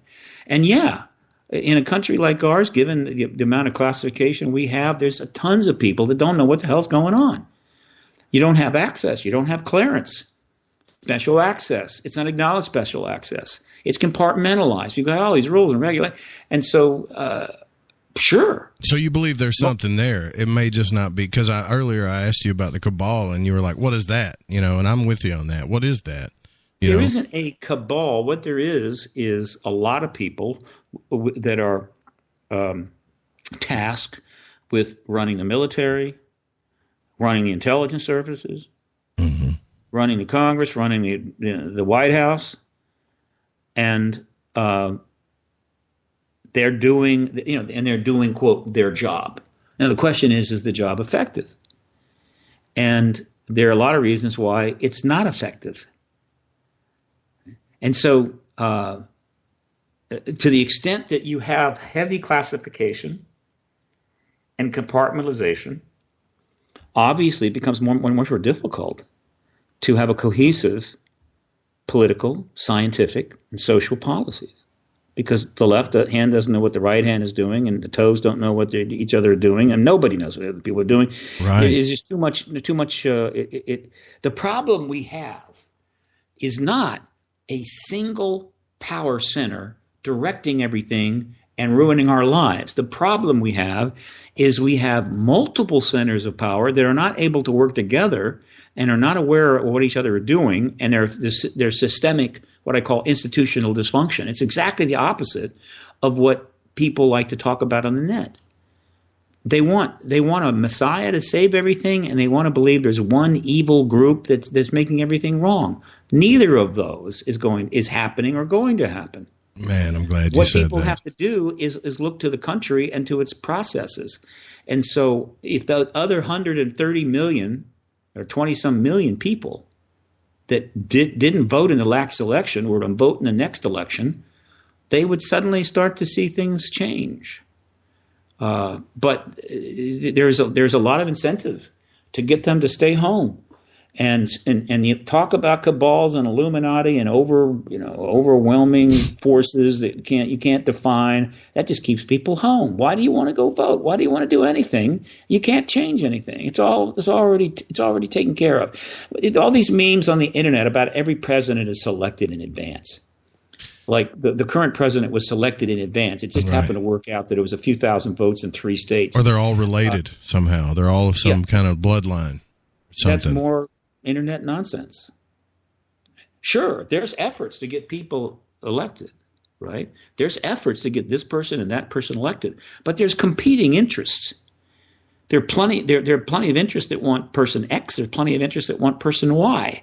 And the person that finally gets into the White House is the person that wins the election, which can be jiggered. There's no question. And I think an election can be stolen if not enough people vote.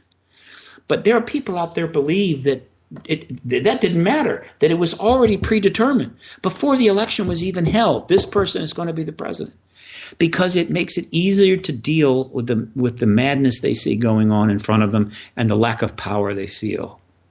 And if you feel that way, if every president is already pre-selected before the election is even held, then why do you want to vote? Why do you want to join an organization or become an activist? It's pointless. Well, let me tell you. The people in power want you to feel that way, because the more pointless you feel, the more they can do what they want to do, the more latitude they have. We're giving them our power. We're giving away the country to them. And by them, I mean a lot of different powers, not some single entity. Right? And so this is it's a problem, I think. Well, it's more than a problem. Yeah, it's a big problem. It's a systemic dilemma being faced by most of many of the countries of the world right now, and certainly the United States, which has the most to offer and the most to lose. And it's enormously complex. So you got that, and then you got the information ghetto, and then you got the polarity thing going on. Those three things is like, the pick a side deal. You're either with us or against us on. I can't tell you how many subjects I've came across on that one. And journalism is thrown out the door. It's just thrown out the window. And I'm like, this is where we need to be first, Well, once people don't trust the high-end sources of information, they go down to the low-end sources where somehow they think they're going to get better information. Well, it doesn't work that way. And that just makes things worse. And then they lose trust further. It's a spiraling. It's a self-generating spiral, downward spiral. And believe me, if you study history, there's an awful lot of nations, empires, kingdoms, and other forms of governments, and that they're all gone. They're gone.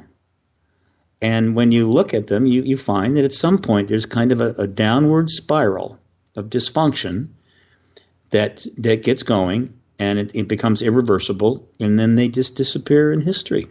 It's hard for us to imagine that happening now, but it can. Oh, it can happen. Meanwhile, because of the nuclear weapons, it can happen in spades. And meanwhile, there's ships all over the place. I mean, no offense to, Tom DeLonge, to the stars. I think it, it's historically, it's a great thing, but there are lots of people, Stephen, that are doing great work that I think, have great videos up. I mean, I could just go down the line, I'm sure you could too. And yet they're not government backed. No one's talking to them. Bigelow's not knocking on their door. And I'm just worried about it. That's all I'm saying, because we've got proof about that. There's nothing surprising about that. There was a big difference between a secure team video on a Daily Star article in the UK and the release of gun camera footage from the Nimitz event. What government does matters big time. Mm-hmm. Right? And so if the government, again, I'll use this simple analogy. I'm beat it to death, but obviously there's still plenty of people that have never heard me. The U.S. government made a decision back in the 60s to embargo Cuba. Fine. You couldn't go there. Now, there could be some activists out there say, no, we unembargo Cuba, and y'all go on down. Well, you end up in jail. Right? What the government does matters. And until the government lifts that embargo, you still risk imprisonment, fines, and so forth if you go to Cuba. Right now, we're sort of in the middle of the process of unembargoing Cuba. It got complicated because of the election, but that's an important thing. A group of people in Florida couldn't have got together, held a meeting, and said, we're embargoing Cuba. You can't do that. I mean, you could be committed. You could hold organization. You could hold meetings. You could have a website. Doesn't matter. There are things that are the government's purview, like war and national security. And the ET issue is national security. And so it's a big difference than a citizen activist like me saying something and somebody that was formerly a CIA officer saying something. Because what the To the Stars Academy team is a quasi-governmental entity. These are all people retired, though you never fully retire from the CIA and so forth. They might do projects, but they're formally retired. They're still connected. That's what I've always said too. They're still connected. They're still doing something. Oh, of course they're connected, but they're not basically CIA employees anymore. Gotcha. And they're outside. They're now citizens. Like when a president leaves office, they're just a citizen after that. And so they're an interface. They are the bridge between the public and the media and the actual insiders. But it's an important bridge. Normally, it wouldn't necessarily be needed, but the truth embargo, the government's not able to release it yet, and so as a result, we're having. But they have now. This bridge has now been put out there. It's been built. There it is. And now the question is, what's going to come across that bridge? And believe me, not believe me, but don't be surprised if these people don't suddenly go out and embrace all of the ET UFO community, the research community. I hate to use the word UFO. I'm doing it here. I don't want to. The ET research community. What about the word threat? That was put in the name because you're going to set up a program that you'd rather not set up for Harry Reid. You're not going to call it the welcome the ET initiative, right? And you're going to name it something that anybody that learns about it in there is not going to raise too much of an eyebrow. That's gotcha. It's like just a stipulation kind of thing, really, because a lot of people got offended by that. Why are they calling it a threat? I know. That's part of the fact that all of this is going to be heavily scrutinized and worked over. Not everybody has the background on knowledge on this that people like myself have, and so they're going to react in ways that I might not react. But that's understandable. In 2000, they put this program together in 2007. You don't think the government hadn't decided by then whether the ETs were a threat or not? But that's what they named it. All right, but that's basically just for convenience. So this is my take. Now, the ParadigmResearchGroup.org website has got some huge amount of information on it. If you go to that site and you go to issues and you click on issues, the drop-down menu will show you the To the Stars Academy. And if you go to that, and I'm going to do it now because I want to make sure I say this right. So you go to ParadigmResearchGroup.org. You got to learn how to spell paradigm. It's going to be one of the most important words of the 21st century. And you go to issues, you drop down to the Stars Academy, and then go over and select the media coverage link. What you get is 80 radio and television, 80 instances of radio and television coverage, including interviews regarding the To the Stars Academy. There's 80 there, right? Most of them are television coverage or interviews. You also get a link, right?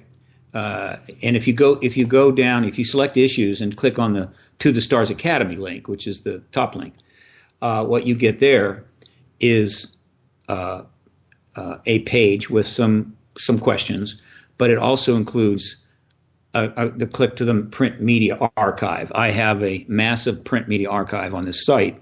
There's many links to it.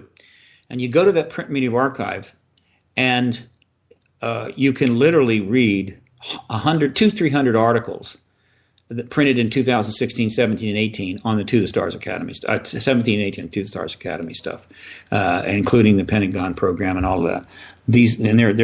They're marked. You can easily see which ones, and you can go back and read scores of these articles about it. That's on the website. All right. So I'm following it as close as I possibly can. I'm putting up the information as quickly as I can so that people can, if they really want to understand what's going on, they can go and listen to these interviews. They can read these articles, and they'll start to realize how important this is.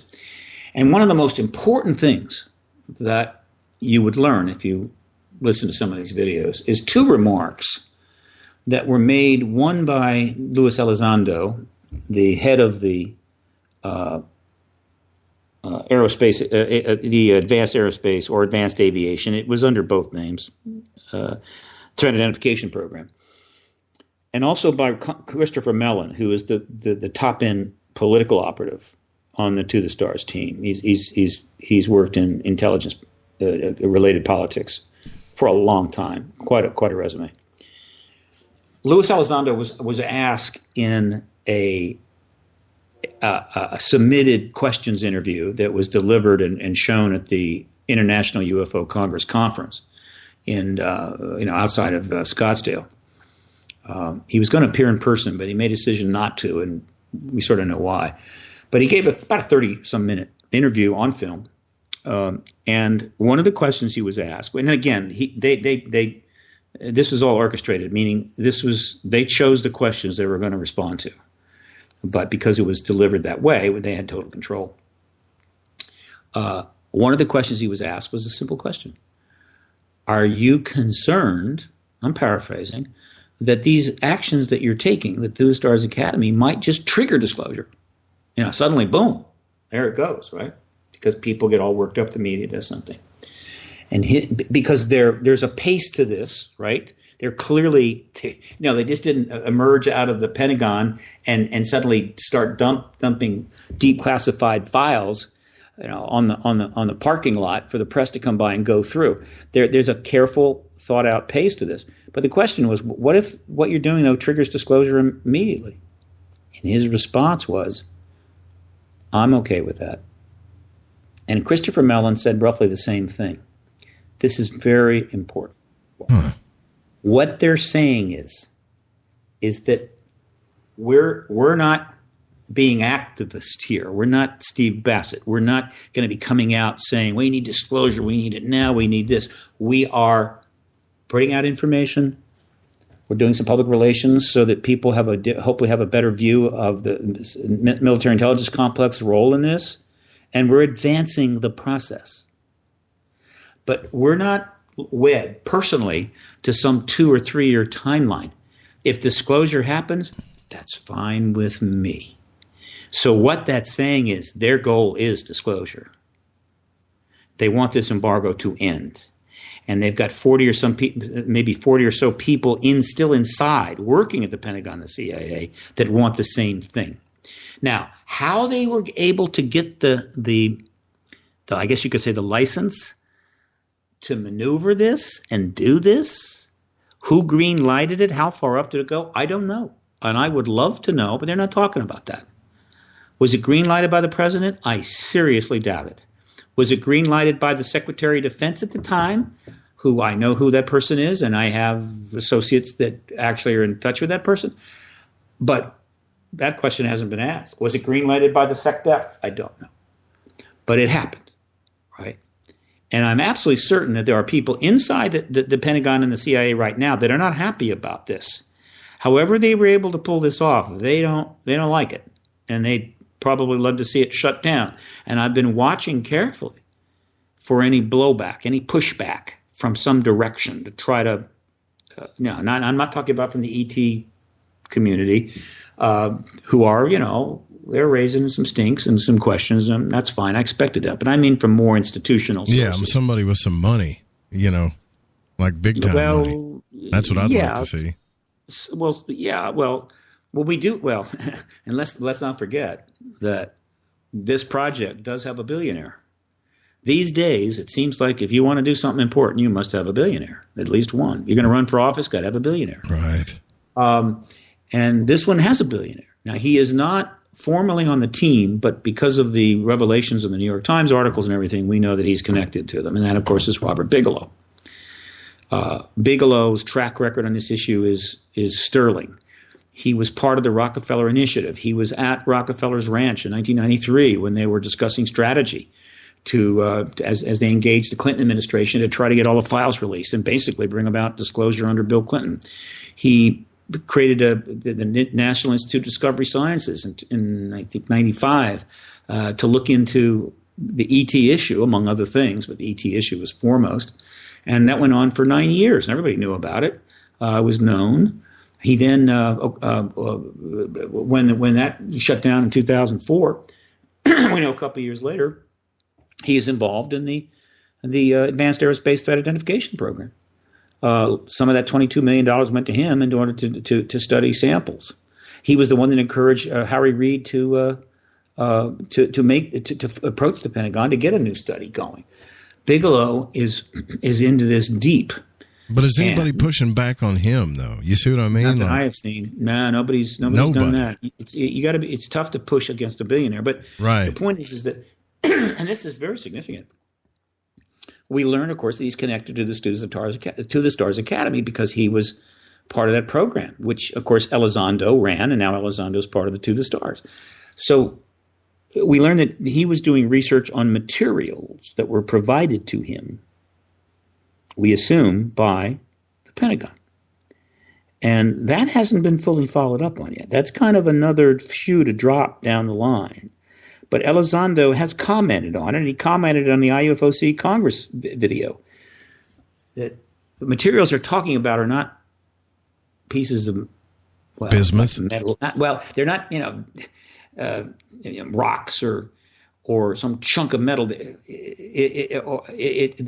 called metamaterials. And what it is these are materials that are clearly manufactured, but manufactured in ways we don't know how.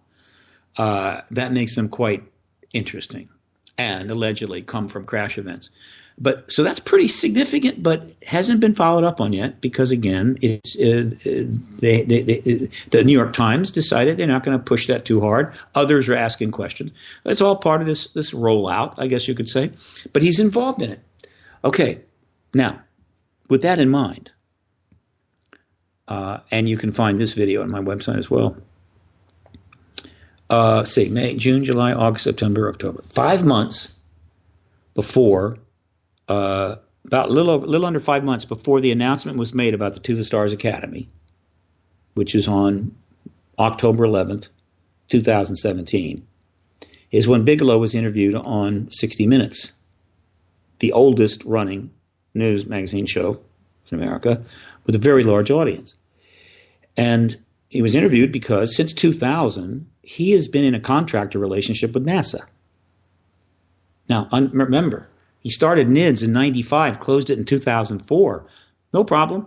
Got a contractor relationship with NASA.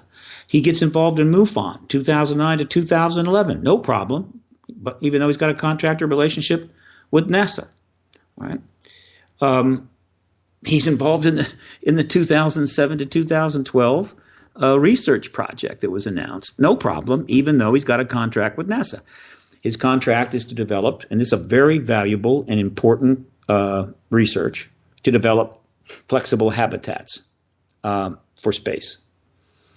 Something that NASA ran out of money to do, and so he bought the program out and has been working as a contractor. And finally, NASA tested one of his flexible habitats on the International Space Station, a milestone that happened after he'd put in almost $390 million. So, yeah, but then he's got other programs like space hotels and stuff, and I'm like, what is this? It's all under the same genre. That's the big vision. The fundamental program is flexible habitats. You make enough of them and stick them together, you get a hotel. But you start first. You start with a habitat. So naturally, this is a big deal. And so 60 Minutes, and he's an interesting guy, so they interviewed him. I don't think he'd been interviewed on 60 Minutes before, though he's had interviews. But this is a big interview, and it's 5 months before the To the Stars Academy announcement, which he knows is coming. He knows they're going to make that announcement. So he's interviewed. Now, the way that works is CBS 60 Minutes will send him a list of areas that they want to ask about. Nothing wrong with that. Not the questions, but the areas, so that he knows kind of where they're going to go, and so he can be thoughtful in his responses. He certainly doesn't submit the questions to them, but they give him a sense. And so he knows that they're going to ask him about his interest in the, quote, UFO ET subject, which has been publicly known for some time. Obviously, they're going to ask him that. And so they go through a nice interview, and they talk about his research and his program, and they walk around his lab, and finally, at the end, she asks the question. And they preface that by the fact that apparently his grandparents had a sighting, a significant sighting. It might have been his parents, either his parents or his grandparents. And that was one of the things that triggered his interest in the subject early on. So he has been interested in this subject almost his whole life. And he had the opportunity to engage the subject and then ultimately even engage space research. Mm-hmm. And he's a good guy. Art Bell used to talk him up big time. Art Bell loved the guy. Oh yeah, he is a good guy. He is one of the good guys. All right, and so he asks a question. I mean, she asks a question. This video is available. You can easily find it on YouTube. essentially, do you believe that we're being visited? And he says, yes. I'm paraphrasing. Mm-hmm. She's like, you could sort of see she's going, wow, didn't expect that. And then she says, are you concerned that people would think you're a little crazy? And he instantly responds, I don't give a damn. I don't care. And then she doubles down again and says, meaning we don't have to look for signals in the sky because they're already here. And again, he acknowledges yes. In other words, on that interview, I think it was May 28th, 2017, a billionaire space entrepreneur with a 18-year contractor relationship with NASA told the world there's extraterrestrials here. And if you think that's crazy, he doesn't give a damn. And that wasn't something he decided to do to spur the moment. He knew he was going to be asked, and he knew he was going to say that. And he knew that the To the Stars was going to make their move probably 5 months later. So he is part of this complex orchestrated plan. Right. And again, he was part of the Rockefeller Initiative.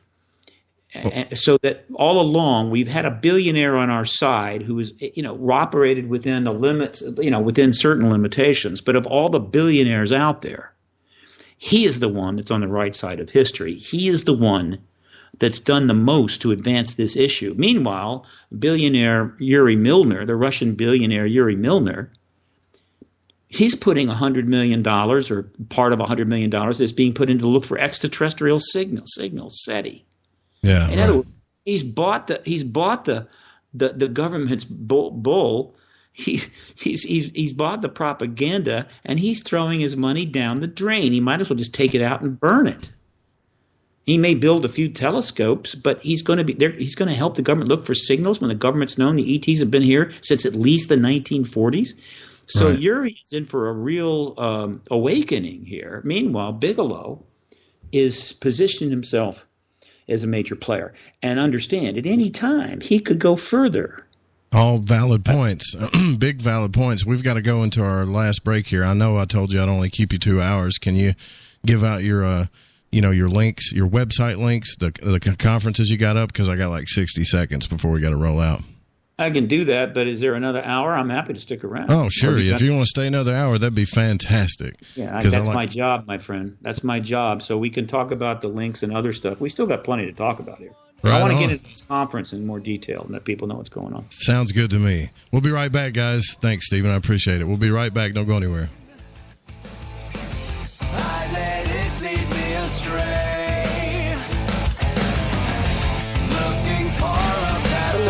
State of Colorado, sharing our signal around the world, I invite you to Spaced Out Sundays.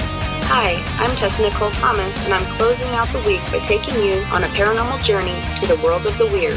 Ghosts, aliens, psychic phenomena, I will hit it all in your questions too. So let us highlight the paranormal for you.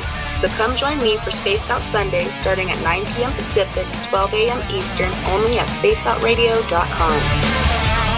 Let us play with all our toys. The Call of the Wild is in Vancouver. The Moose Vancouver is one of the hottest bars and restaurants in the city. Open until 2 a.m. nightly, the Moose will rock you like a hurricane all night long. Great food with everything on the menu at $6.95 near the corner of Nelson and Granville. Get your horns up and come rock with us. The Moose Vancouver, the official rocking bar of Spaced Out Radio. A timepiece is a reflection of who you are, and what better way to show off the real you than with an Escape watch? Escape is a lifestyle brand accessorizing your days and nights. Choose to escape and create the life of discovery that you deserve. Dream, play, unite with your own personalized Escape watch. Head to escapewatches.com. There is no time like the present to enjoy your escape. Use promo code SMF2017 for your 20% discount today. Are you tired of being blocked, shadow banned, or placed in jail for simply posting your thoughts on social media? Social Media Freedom can take care of that for you. Social Media Freedom is the newest and one of the best free new apps that allows you the freedom to post what you want when you want. It takes seconds to download from your app store. Come join the tribe at Social Media Freedom. It's time to set yourself free. Coming September 28th to the 30th, it's our first annual Caribou Paracon, put on by Spaced Out Radio and the Canadian Society of Questers. 3 days of paranormal, supernatural, and spiritual knowledge in the beautiful 108 Mile Ranch, British Columbia. Tickets are $150 Canadian for the event, being held at the Spruce Hills Resort and Spa. Come watch our featured speaker, Grant Cameron, along with Lorian Fenton, David Weatherly, Ross Allison, and more. The Caribou Paracon, celebrating everything paranormal. Not ready for bed on Saturday night? Right after Spaced Out Saturdays, hop on over to S4 with Corey Ruiz and me, Eric Cooper from Forest Moon Paranormal. With S4, there are no limits to what we try and uncover. From government conspiracies to helping clean up the paranormal, no topic is safe on S4. We get to the heart of the matter, of the subjects you want to learn more about. So tune in on S4 starting at midnight Pacific, 3 a.m. Eastern, only on spacedoutradio.com. This is Eric Markham, news editor for the Spaced Out Radio's The Encounter Online. We have put together a great team of writers and journalists from all over the world to bring you top-quality paranormal stories, from alien encounters to the latest conspiracies. You won't find any of that fake news here. True stories and top-notch reporting as we look to bring these experiences to the mainstream. The Encounter Online, only at spacedoutradio.com. Hi there, this is Dave Scott from Spaced Out Radio, and I want you to come on a nightly journey. Starting at 9 p.m. Pacific, midnight Eastern, every Monday through Friday, you can come hang out with me and the other space travelers. We have it all from Carl the Alien bouncing on by to those misfit gnomes causing havoc. It's 3 hours of fun and entertainment on those topics the mainstream really doesn't want to touch. Come get all paranormal with us at spacedoutradio.com, and together, my friends, along with our resident guitar god Bumblefoot, we own the night. Do you want to know the truth? Do UFOs exist? Are aliens real? Are the governments hiding the biggest secret in history? We're UFO seekers, and we're on a hunt for the truth. Subscribe to our YouTube channel and follow along with us as we journey across the United States, visiting UFO hotspots and alien hotspots, trying to document the UFO phenomenon. Catch us on Spaced Out Radio every third Monday of the month as we discuss Area 51, UFOs, and more. And also, don't forget to subscribe to us on YouTube. Looking for a place to advertise at a very reasonable cost? Look no further than Spaced Out Radio. SpacedOutRadio.com has an advertising tab that you can click to check out our daily, weekly, and monthly packages to play on the radio, or our website including social media. From commercial spots to banners, we have it all. Check out our competitive pricing today.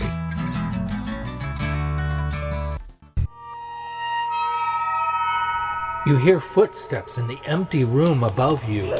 A rocking chair begins rocking by itself. Don't be afraid of the things that go bump in the night. Reach for Spirit Storybox, the iPhone app the Huffington Post UK called the only ghost hunting app you will ever need. Spirit Storybox. The spirits are telling their stories. Are you listening? Visit purpleplates.com today. For over 40 years, the Purple Energy Plates have been delivering amazing results for their many customers. Inspired by the great genius Nikola Tesla, the harmony, healing, and energetic effects of the plates have proven over and over to be beneficial and often miraculous to thousands of customers. Check their site for daily specials and choose from their many energy products. You won't be sorry. Visit them today at purpleplates.com. Are you an experiencer? Have you had run-ins with strange creatures you can't explain? ETs, Dogman, Bigfoot, werewolves? They're enough to scare the daylights out of anyone. Hi there, I'm Butch Witkowski from your 4-Cop. And on the last Monday of every month, you can listen to me and the host, Dave Scott, talk about the weird and the strange being reported on Spaced Out Radio. I'm going to bring my investigations and sources, you bring your experiences, and we'll figure out the rest together.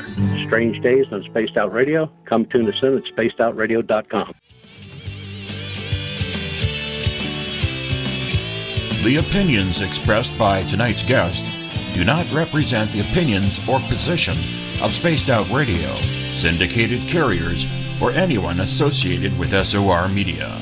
Listener discretion is advised. Want more information about our programming? Check out spacedoutradio.com. You can follow our host, Joe Rube, on Twitter at Lighting the Void. Call in to tonight's show at 501-777-5631. Now, entering the radio ring from Arkansas, Spaced Out Saturday host, Joe Rube. Thank you, Bob. I appreciate it.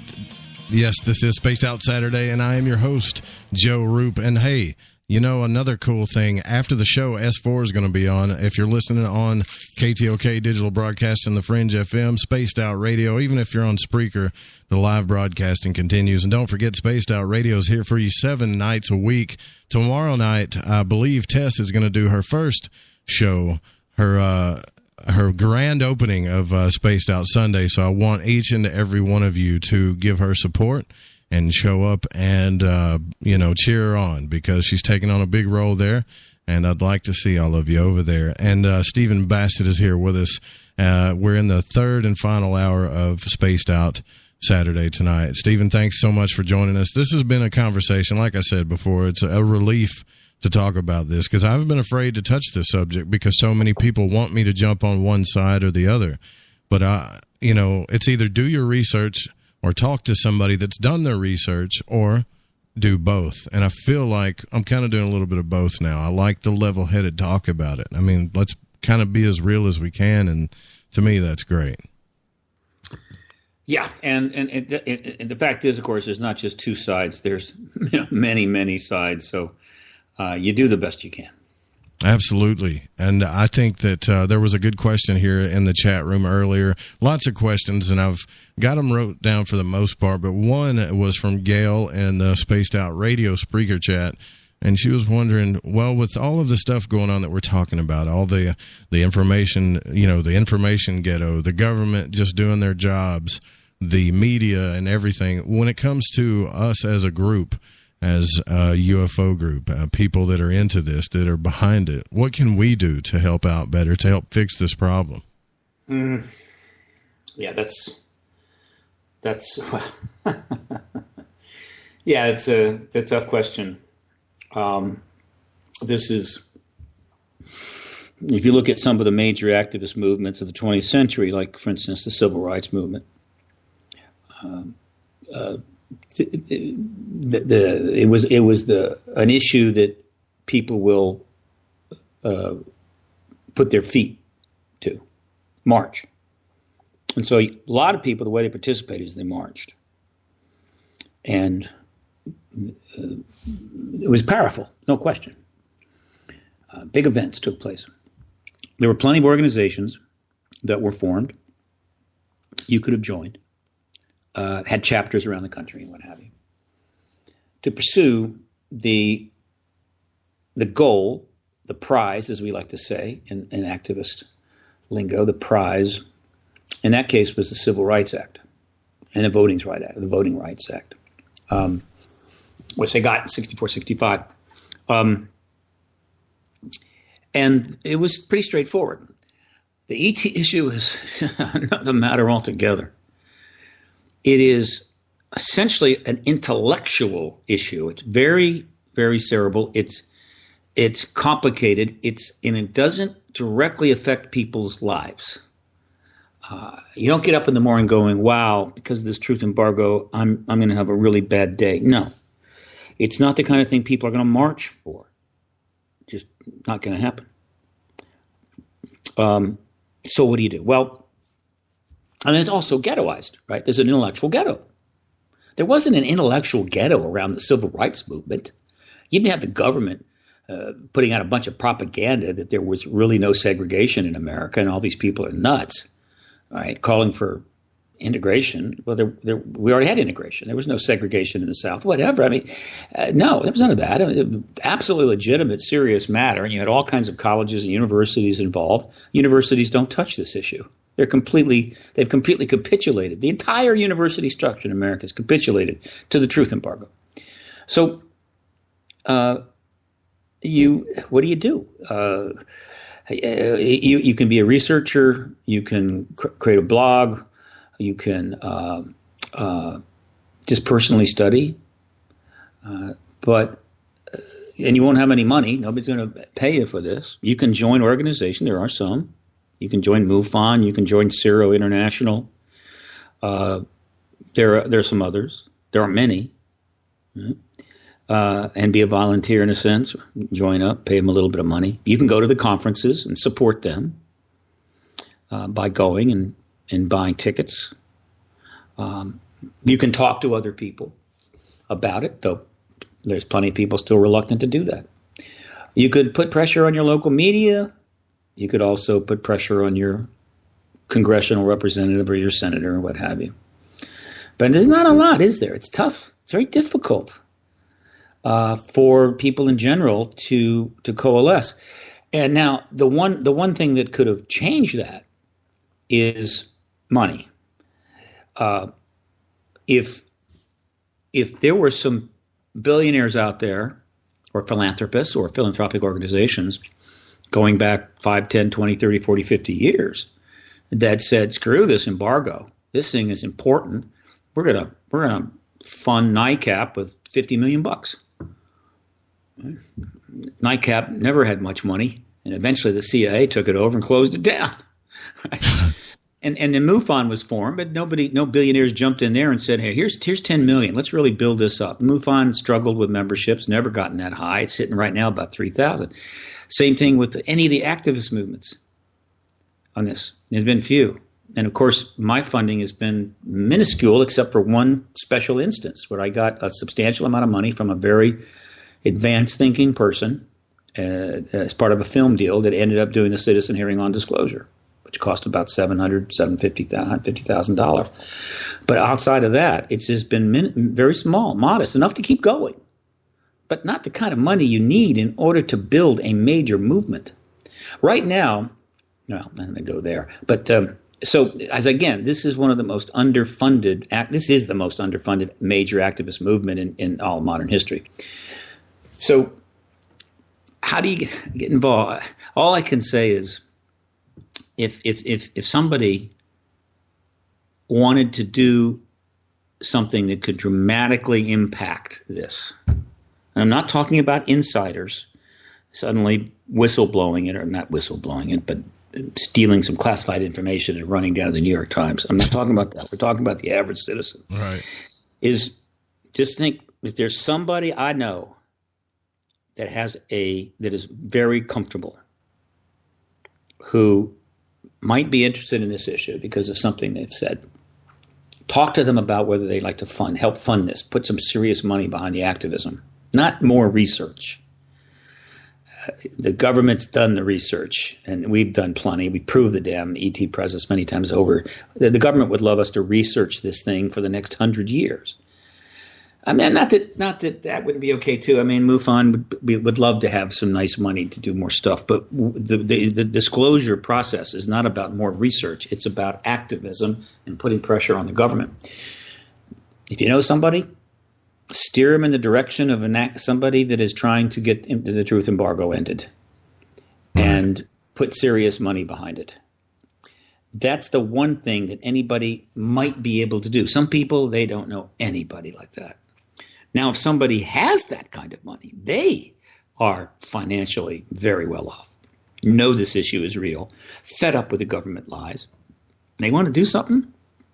Fund the advocacy, not with a few thousand, few 100,000 or more. There's so much that could have been done if the money had been there. The government understood that. I mean, the government went to great lengths to make it very difficult for anybody to put money into this, and that's one of the things that allowed the truth embargo to succeed. If that were to change, and Bigelow, of course, has put money into the research. He said that. He said he's invested more money in research than this probably anybody else alive. But research is not how we end this. It's the activism, and that he is not funded, at least not that I'm aware of, and I'm not criticizing him here. He did He did participate in the Rockefeller Initiative. I don't know if he put much money into that, though the initiative didn't necessarily need a lot of money. Rockefeller already had Clinton's attention. So I don't want to speak out of turn, but overall, now you as everybody knows, in terms of the elections, in terms of electing the politicians that are going to represent us, money is being tossed around by the hundreds of billions of dollars. Just about every one of the candidates in the last election had at least one billionaire behind them. The billionaires are putting in vast sums of money into 501c4 organizations and super PACs and everything else. And to the extent they can give money directly to the candidates, and billions of dollars are being put around in order to, quote, buy our elected officials. So, and you say, well, and it's legal under the Citizens United, which needs to be overturned, and the sooner the better. But it's legal, and there's a payoff. They're going to get something for that, and so they do it. The activist movement on disclosure, they're not. What they're going to get is disclosure, which may or may not benefit them, but it'll benefit the world. So this just gives you a sense of, it's kind of a crazy answer to a simple question, but we need the power of the collective. Look, let me put it another way. If 1 million people who are fed up with the truth embargo were to pick an organization dedicated to ending that embargo and send it $10, that organization would get its phone calls returned in Washington immediately and would start doing some very dramatic things. Now, are there 1 million people in this country that know the ET presence is real? There's tens of millions of people. Are there 1 million people in this country that believe that the government's lies and the lack of trust in government is hurting us badly, and we need to correct that? Absolutely. Do you still believe the government can be a good thing, though? From what I'm getting is, you still believe, and just correct me if I'm wrong here, but you still believe that this system could work if we did it right. The system could be reformed. It's not past the point of no return. Nuclear war would do that, but there's ways to reform the United States government and ways to reform the institution, systemic, broad spectrum institutional dysfunction. It's hard to see it right now, but there's ways to do it. But it's going to require a profound event to start it off, and that's where disclosure comes in. Disclosure could be and should be the door to an age of reform where we pretty much start fixing everything. And that's a whole. I spend hours talking about that, and it's part of my presentation. It's often, in other words, I can't think of a really good analogy. It's like, well, here's a kind of a stupid analogy, but everybody knows about self-destructive behavior, and we know how people start being self-destructive and their life is apart. Oftentimes addiction is there. It's always, it could be addiction to alcohol, it could be addiction to this, could be addiction to that, drugs, whatever.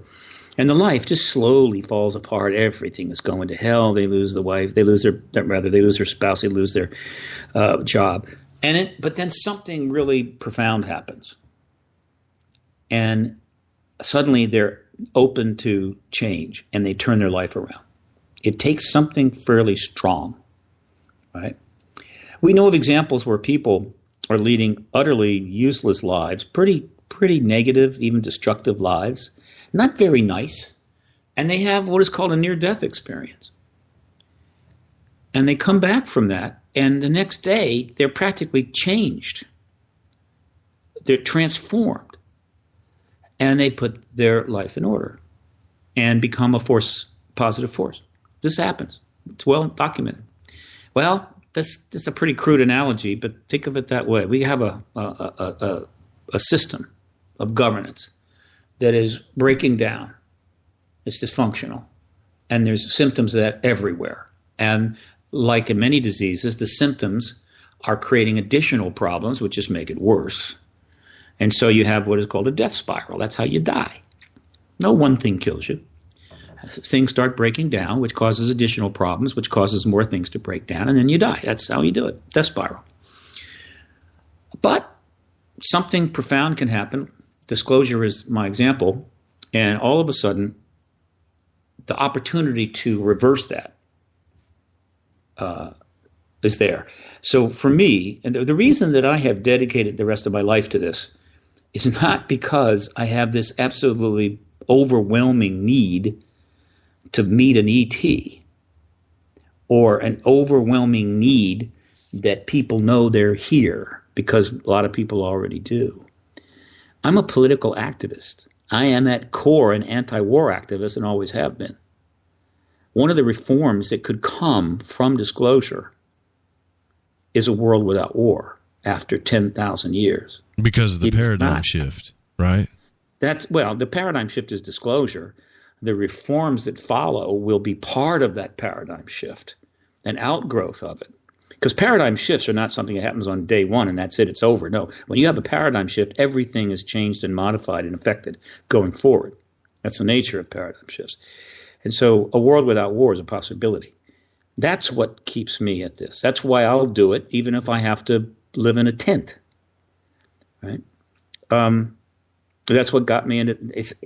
When I got into this, the ET aspect was a hook. But as I got into it, I understood how important it was. I began to see the implications that were so far beyond just, are there ETs or aren't ETs? And I began to learn about the problems with government and the dysfunctions and why things happen.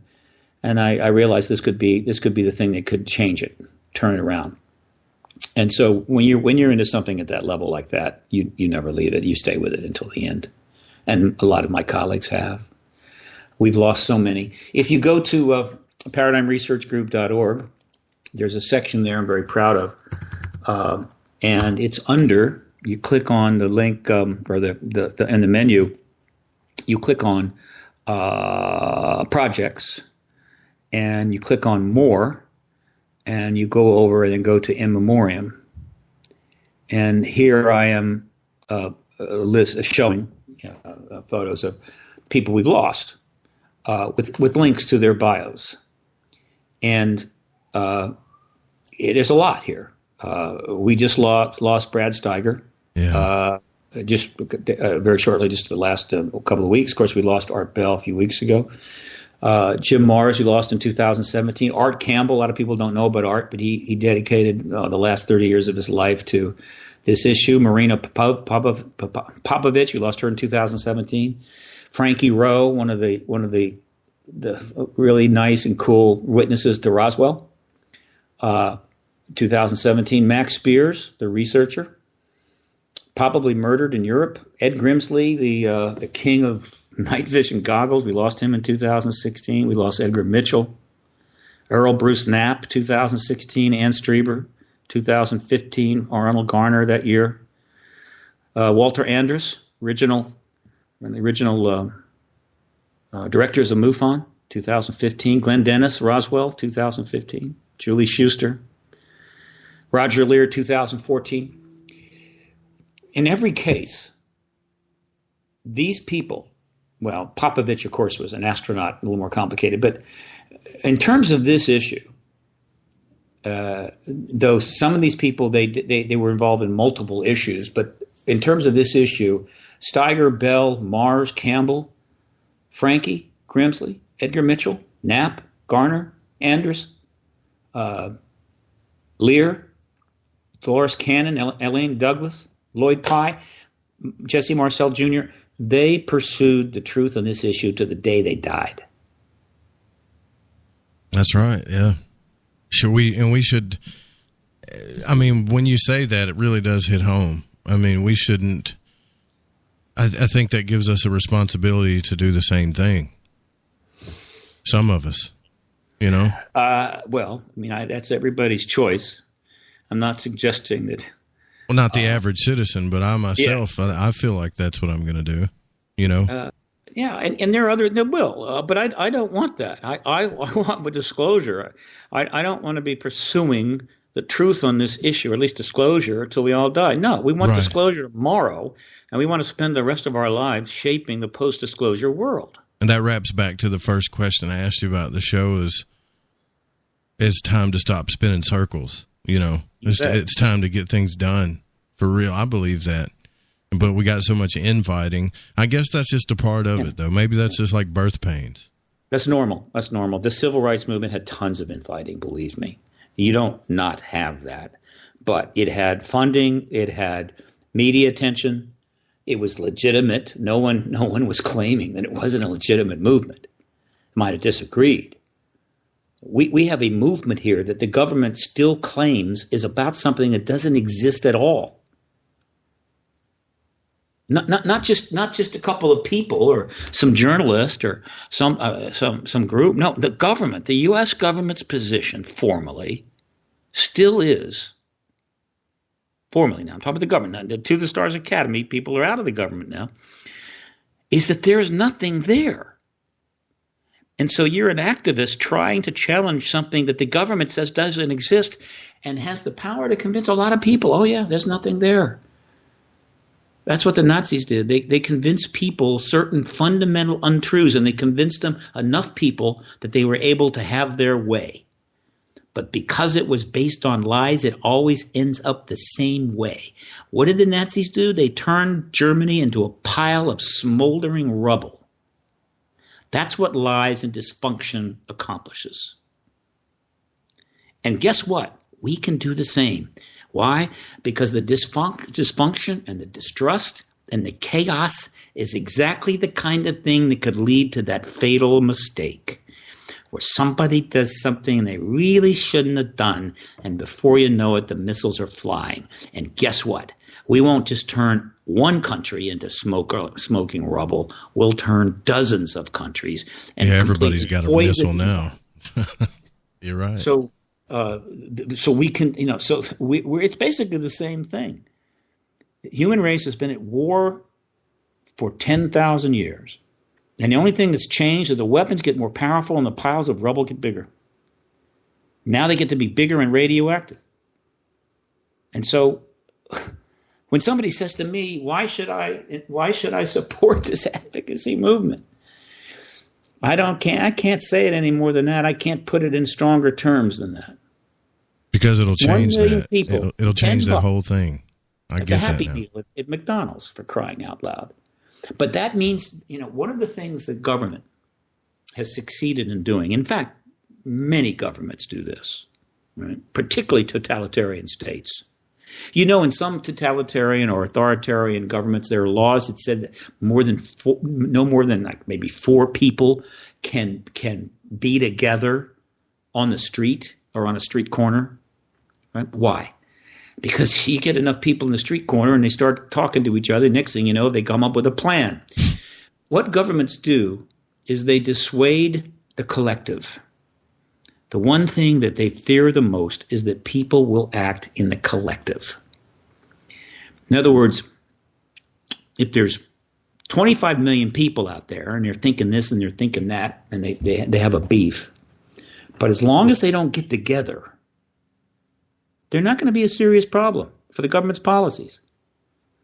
The entire labor movement was about the collective. It was about collective bargaining. It was about getting people into unions so they could act together to get better conditions. And of course, it was resisted like crazy. People, they hired goons to come up and beat them with baseball bats. Because when people act in a collective, their power is extraordinary.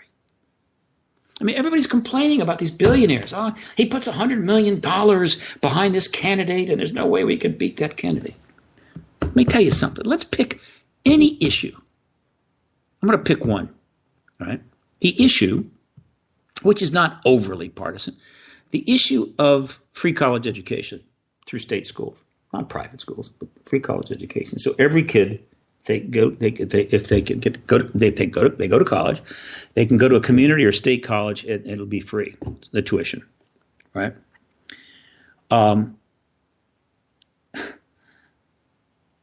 Obviously, it hasn't happened.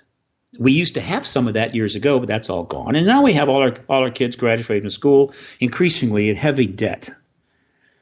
It's an awful thing. I know Bernie put it out pretty good, but he wasn't a good enough candidate. In any event, there is your issue, free college education. Okay. How many students are there in this country right now? Millions. And all of them have parents. Right? Now, what if 10 million parents of students, say K through 12, or maybe up to the junior high, whatever, decided that, by God, I'm not going to go bankrupt so my kid can get at least a college education, have a decent chance. I want that policy. And those 10 million parents selected an organization that is committed as an activist group or a lobbyist organization, could be either one, to getting that through the Congress. And they each put in $10. 10 million families, all with kids that would like to go to college, who know they're going to have to spend a fortune to get them there in many cases, puts $10 million. That organization now has $100 million. And that organization could drive the Congress crazy. But they don't do it. And the power's in the mob. I'm with you. I've always believed that. Not the mob, the collective. Well, I'm not, the mob is a bad word. I know it's a trigger word, but that's the truth. The powers in the collective, but there's so much out there in the stream, in the milieu that tells you don't do that. It's wrong. You shouldn't come together like that. Be an individual. Stand up for yourself. Mm-hmm. You can't get it done yourself. What's your problem? And now this is subtle, and it's very subtle, but it's there. Big corporations and big government do not want people to act in the collective because they know how powerful they could be. Because there's a lot of us, 340 million. And as I say, 10 million families, $10 focused on one organization. All of a sudden, that issue is going to be in a lot of attention. They don't do it. They're hoping some billionaire will do it. Some billionaire will say, yeah, I really want that. Well, guess what? There are some billionaires that are actually operating in Washington right now. And you know what they want? They want corporate schools. They want UFO disclosure too, actually.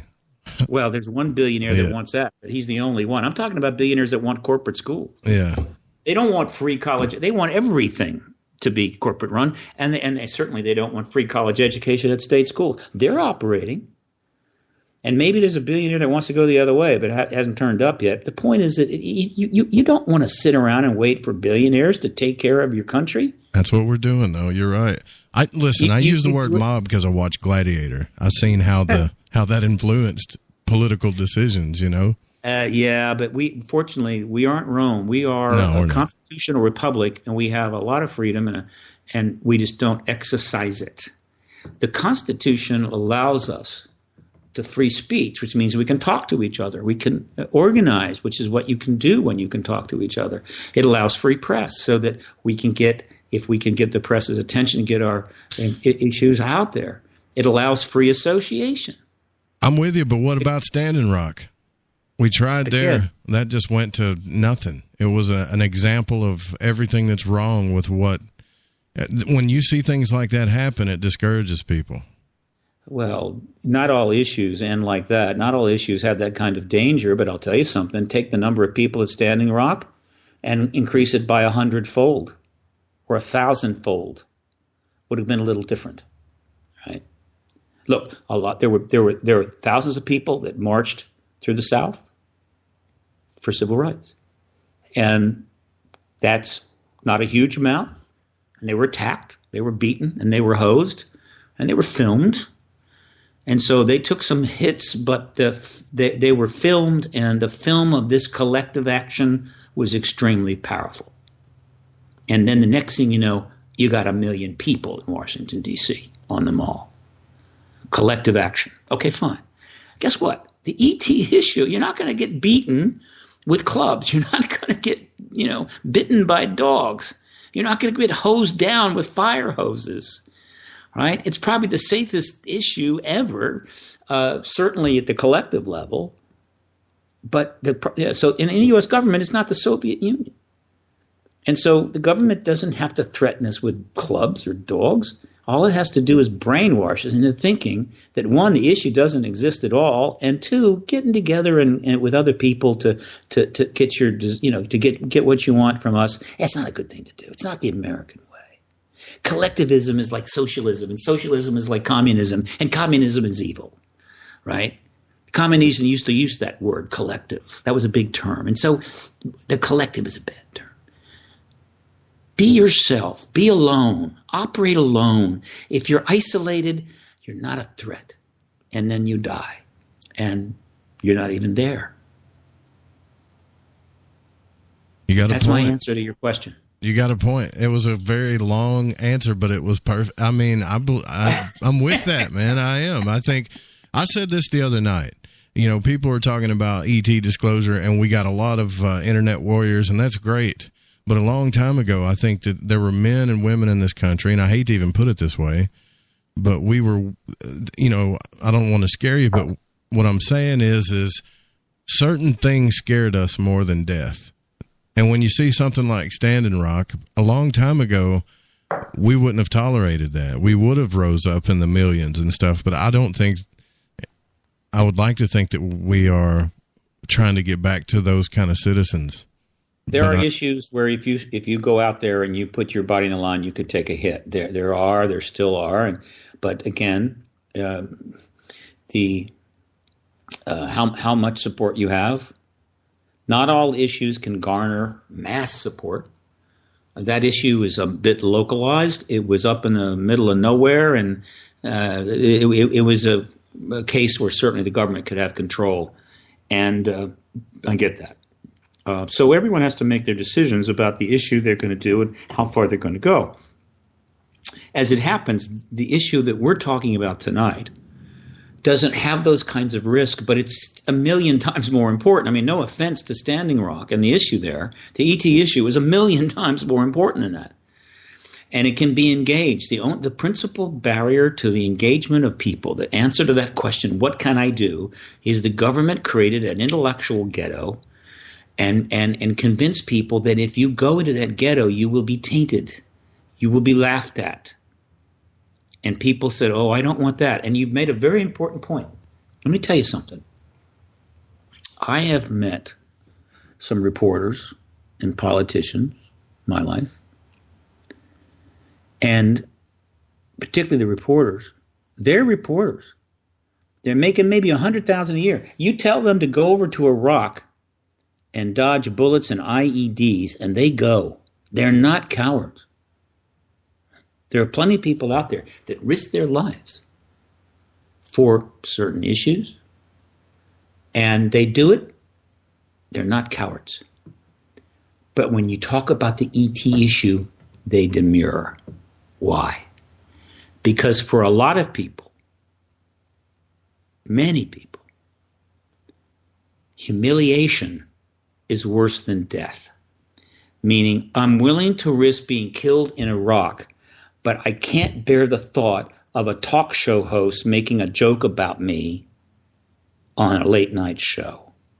Meaning, right. I'm a well-known person. They're making a joke about how I'm a UFO tinfoil hat nutter.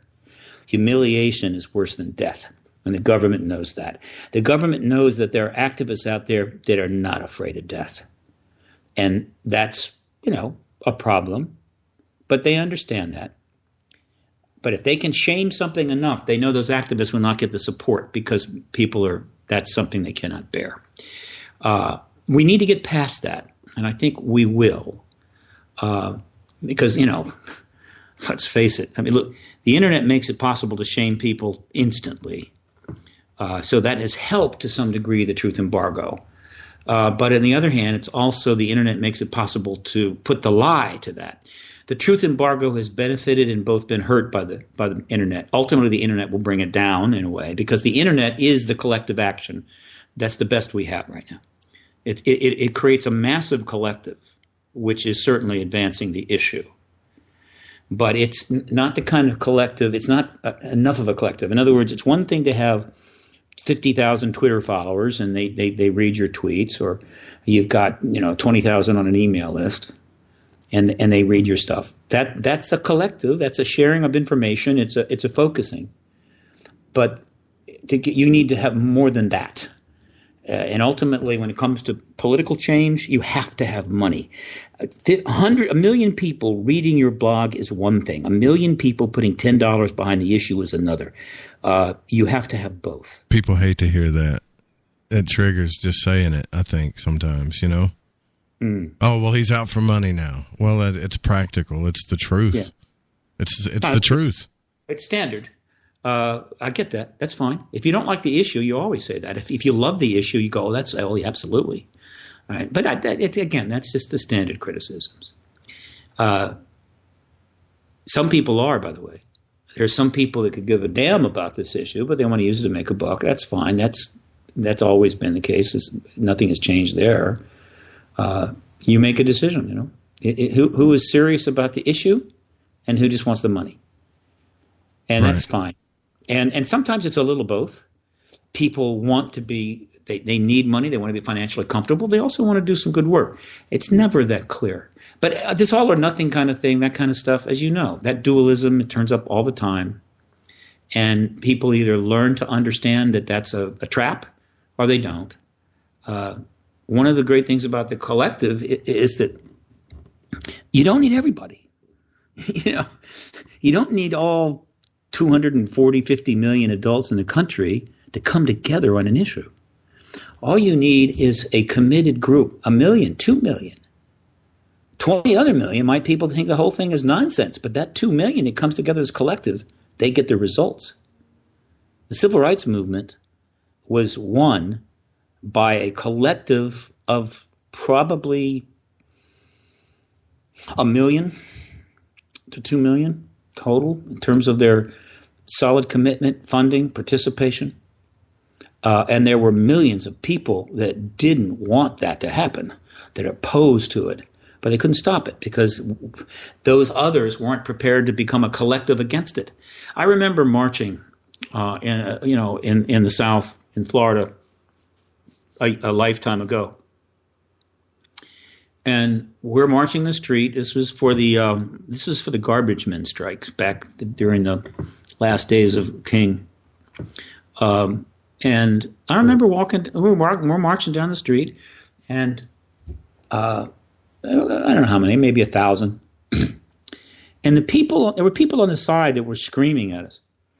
I mean, the veins in their face and head, the neck muscles, they were screaming as hard. It was pure, unadulterated hate.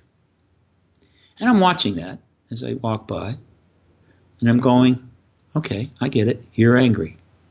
I just hope 1 million people like you don't get together to form and pursue collective action, right? And ultimately, they didn't. They couldn't. While you're saying that, it is kind of funny because I've seen that same thing in Memphis. I saw it with religious groups, and I've seen it because I'm from the South. I've seen it in white extremist groups. But I've never seen it, and I'm not saying I'm advocating it, but I've never seen it in the UFO community, even though the proof's there. I think everybody should be a little bit, angry about it. Even if you haven't had an experience, we should be way beyond the fact of not knowing that it's real. But I think you're right. I think all the government has to do, as mistrusting as everybody says that they are, is come out and somebody say, well, that's not real. And it's just easier for people to say, okay. Yeah. Well, we're awfully hard on the ET community. Most of the fighting that goes on is the kind of internal politics, disagreements that all large enterprises have. But the vast majority of everybody in the field, it has at least one thing in common, is that they know the ET phenomenon is real. But let me say something about this ET disclosure movement, which I am very proud of. To my knowledge, and the people that have pursued this issue go all the way back to the 1940s.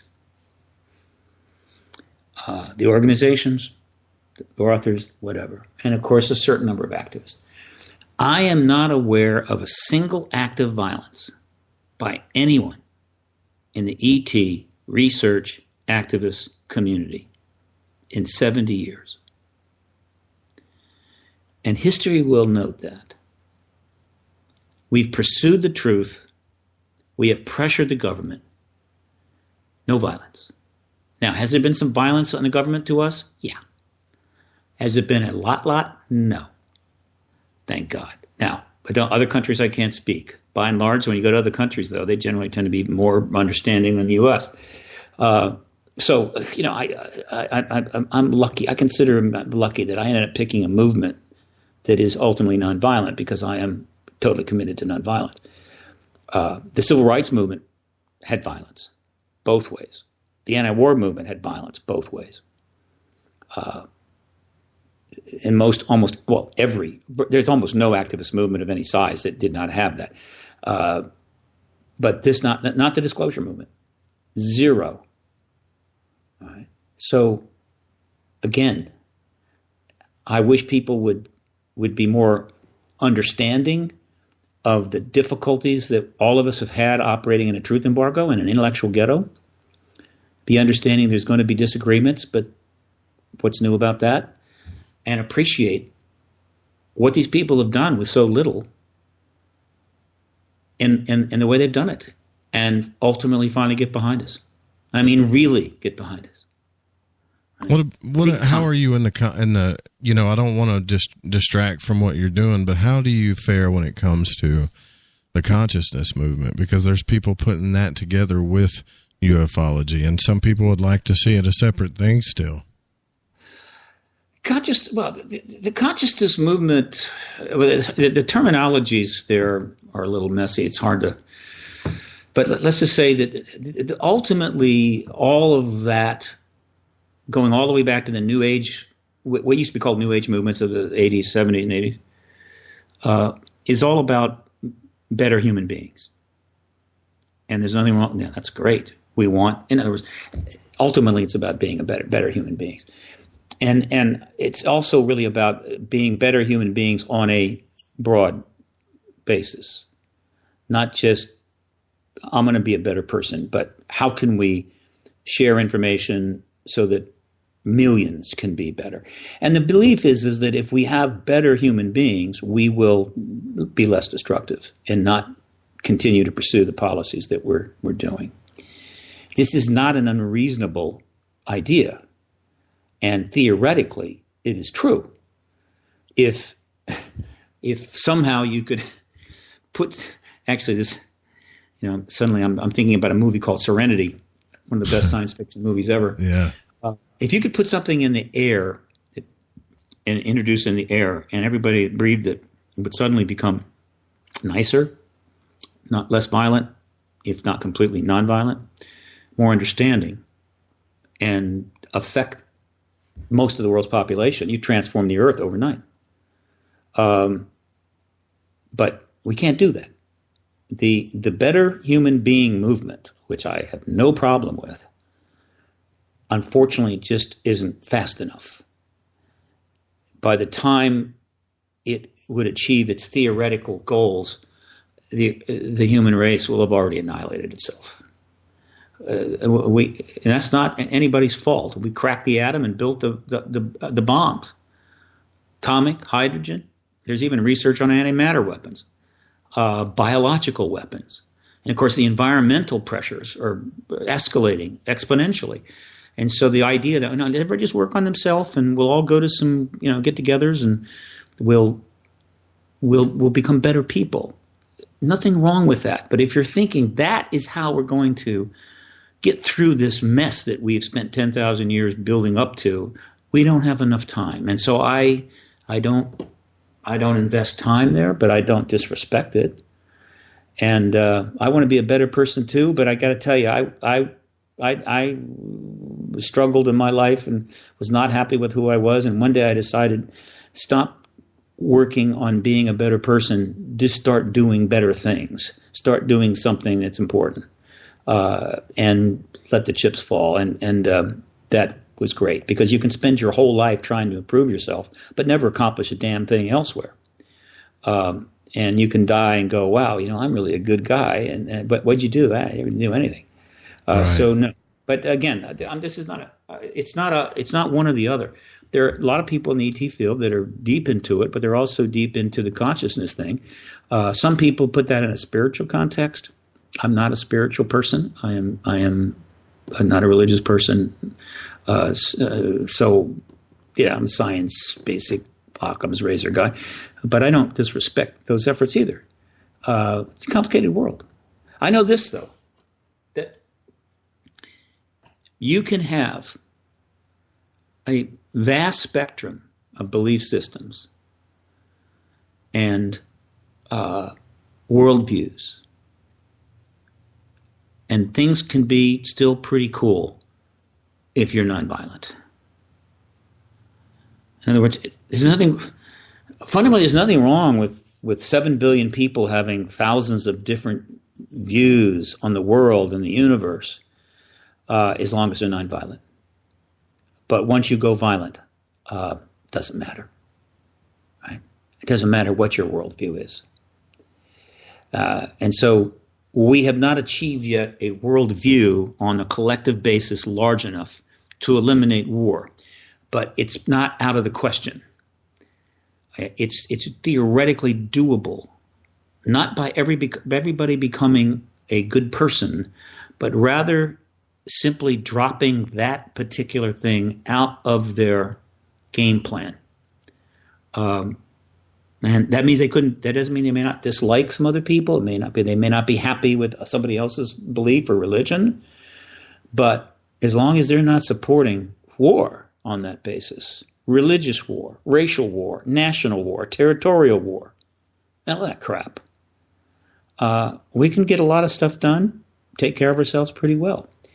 But we have not been able to divorce ourselves from war, what some people now call the permanent war economy, which is what's happened. It's been institutionalized into the financial systems.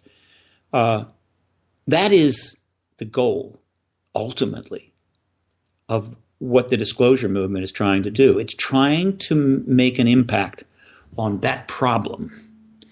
And I'm not going to wait for some billionaire to somehow do it, because even they can't do it. I'm not going to wait for the ETs to come down here and do it, because I don't think they will. I was just fixing to ask you that question, I swear. Why? I mean, look, we're all here. You know, something's got to be sitting back and watching us. I've seen the videos where it looks like they've taken out missiles and actually done things against our war machines, but they're not coming out and showing their faces, right? So why aren't they? If it would be such a paradigm shift for us as a society, why don't they? Well, I got to think that we're supposed to be doing what we're doing. No, if you mean we're supposed to be doing war, no. Not war, they have watched us. They have watched us for a long time. They watched us through World War I, World War II, Korean War, Vietnam War, all the wars of the 20th century. But I believe, I'm assuming that they think on a fairly large scale. Right. They're viewing the planet and our future on a large scale basis. And so, if the United States wants to have a war in Iraq, it may be a huge mistake and it may do a lot of damage, but it's not a large-scale basis. Nuclear war is a large thing. That's a global destruction thing. And that is why they stepped in 47, I believe, because of the nuclear bombs dropped in Japan. It was no longer a matter of, well, you guys are just going to kick each other's ass for a while, but then things will move forward. No, now you've crossed the line here. And that, I'm sure that doesn't surprise them at all. They felt they needed to step in, and they've sent messages by turning off our nuclear weapons repeatedly, but they don't destroy them. They don't melt them down, and we turn them back on. So there are limits to what they will do or don't do. There is a view on this and an approach to it that we don't fully understand. And my guess is if we launched a nuclear strike tomorrow, they wouldn't stop it. They would say, okay, that's finally, you couldn't get through this, and we'll see you in 1,000 years. We'll be back in maybe 300 years, 500, whatever. Right. We travel the galaxy. You're not the only planet, right? If you just couldn't quite get it together, we'll be back. We live long. So I don't assume that they would do that. Now, on the other hand, if we get through disclosure and start educating ourselves to the post-disclosure realities and the reality of the ET presence, I could see open contact taking place pretty quickly. And if open contact takes place, then interesting things could be on the table. Does that mean they'll say, okay, well, look, we'll take over now. We're going to destroy all your weapons. And no, they're not going to become our policemen, I don't think. Again, it's a big universe. If there was only two planetary civilizations in the entire galaxy, and they were the other one, they might very much really care about what we do and take the damn place over. But there aren't. So again, I'm not going to risk. I'm not going to overestimate what they're willing to do. But at the point, if we actually get through disclosure and get to the point of open contact, of course, is another big worldview changer. We're going to be in a very different place. And though at any time a rogue lunatic could say, screw it, and start firing off some missiles or load a couple of nuclear bombs on some vans and park them in a few capitals and just start blowing things up. At any time that could happen. Yeah. But even that, if we had the right perspective on things, we might not go nuts. We might actually deal with that and move forward. But overall, if we get to the point of open contact, we're probably in a position where maybe the necessary changes are doable, if not already underway. Because again, and I'll simplify it this way.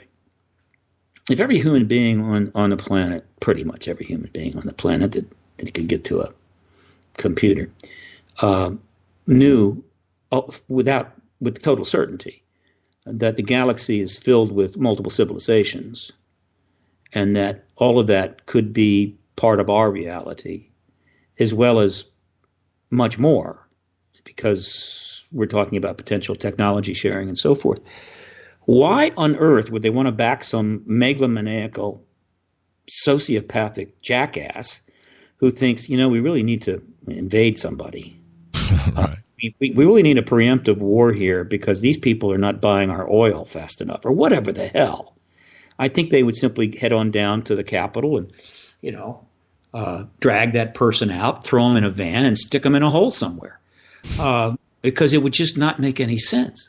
Why on earth would we want to continue to do war when there's a whole galaxy out there we could engage? And one of the things I feel confident about, which I could be proven wrong, is that in the end, when we start to get the details of this, one of the things I suspect, and I'm not alone in this thinking, that we will learn is that regardless of how this turns out, in no way were the extraterrestrials going to ever allow us to perfect interstellar travel and still have our nuclear weapons. There was no way they were going to ever let us or any other civilization take nuclear weapons into space. I hate to stop that conversation right here because I can say that I've thoroughly enjoyed this, and I really appreciate you coming on the show, Stephen. Sure. Can you let everybody know where to find you on the web and what you got coming up? We got a couple of minutes to talk about that, like 2 minutes here. Okay, yeah, very quickly. If you go to my website and go to resources, you can go down to upcoming conferences. ParadigmResearchGroup.org is where you find me and sign up for my newsletter, updates, and all that stuff. There is a major conference coming up on June the 1st. That is the Contact in the Desert, Indian Wells, California, Palm Springs, basically. Could be easily 2,000 people there. Huge event. I will be speaking. I'll actually be doing a lot of stuff. And then Alien Con, which is backed by the History Channel and A&E Networks, will be in Pasadena Convention Center, June 15 to 17. I'll be there for that. 20,000 people are expected. I will also be speaking at Barcelona at the UFO Ufology World Conference. That's June 22 to 24, which is going to be a fairly substantial event. And then there are many other conferences coming up, including another Architects of the New Paradigm. That's going to be in Vancouver, June 30. I'll be there. And there's a lot of other conferences I won't be at, but all of these are listed there. And they're getting bigger. The hotels are getting nicer. And this is another sign that, again, this thing is advancing. But this is some very big events coming up, particularly the Contact in the Desert, Alien Con, and Ufology World Conference in Barcelona, Architects of the New Paradigm. So, and MUFON Symposium. They're going to have the annual MUFON Symposium. That's going to be July 27, 29. That's in Philadelphia. Well, so I hope to see you at those conferences, and look forward to coming back and talking with you, Joe, one of these days. Absolutely. A deep dive indeed with Stephen Bassett, guys. What a show. We touched disclosure. We dove into it. Will we touch it again on Spaced Out Saturday? Maybe. But I got to say, this was a really good start. We'll see you guys next Saturday night. Tune in for S4 if you're still listening live. Good night, guys. They said we need someone who needs answers.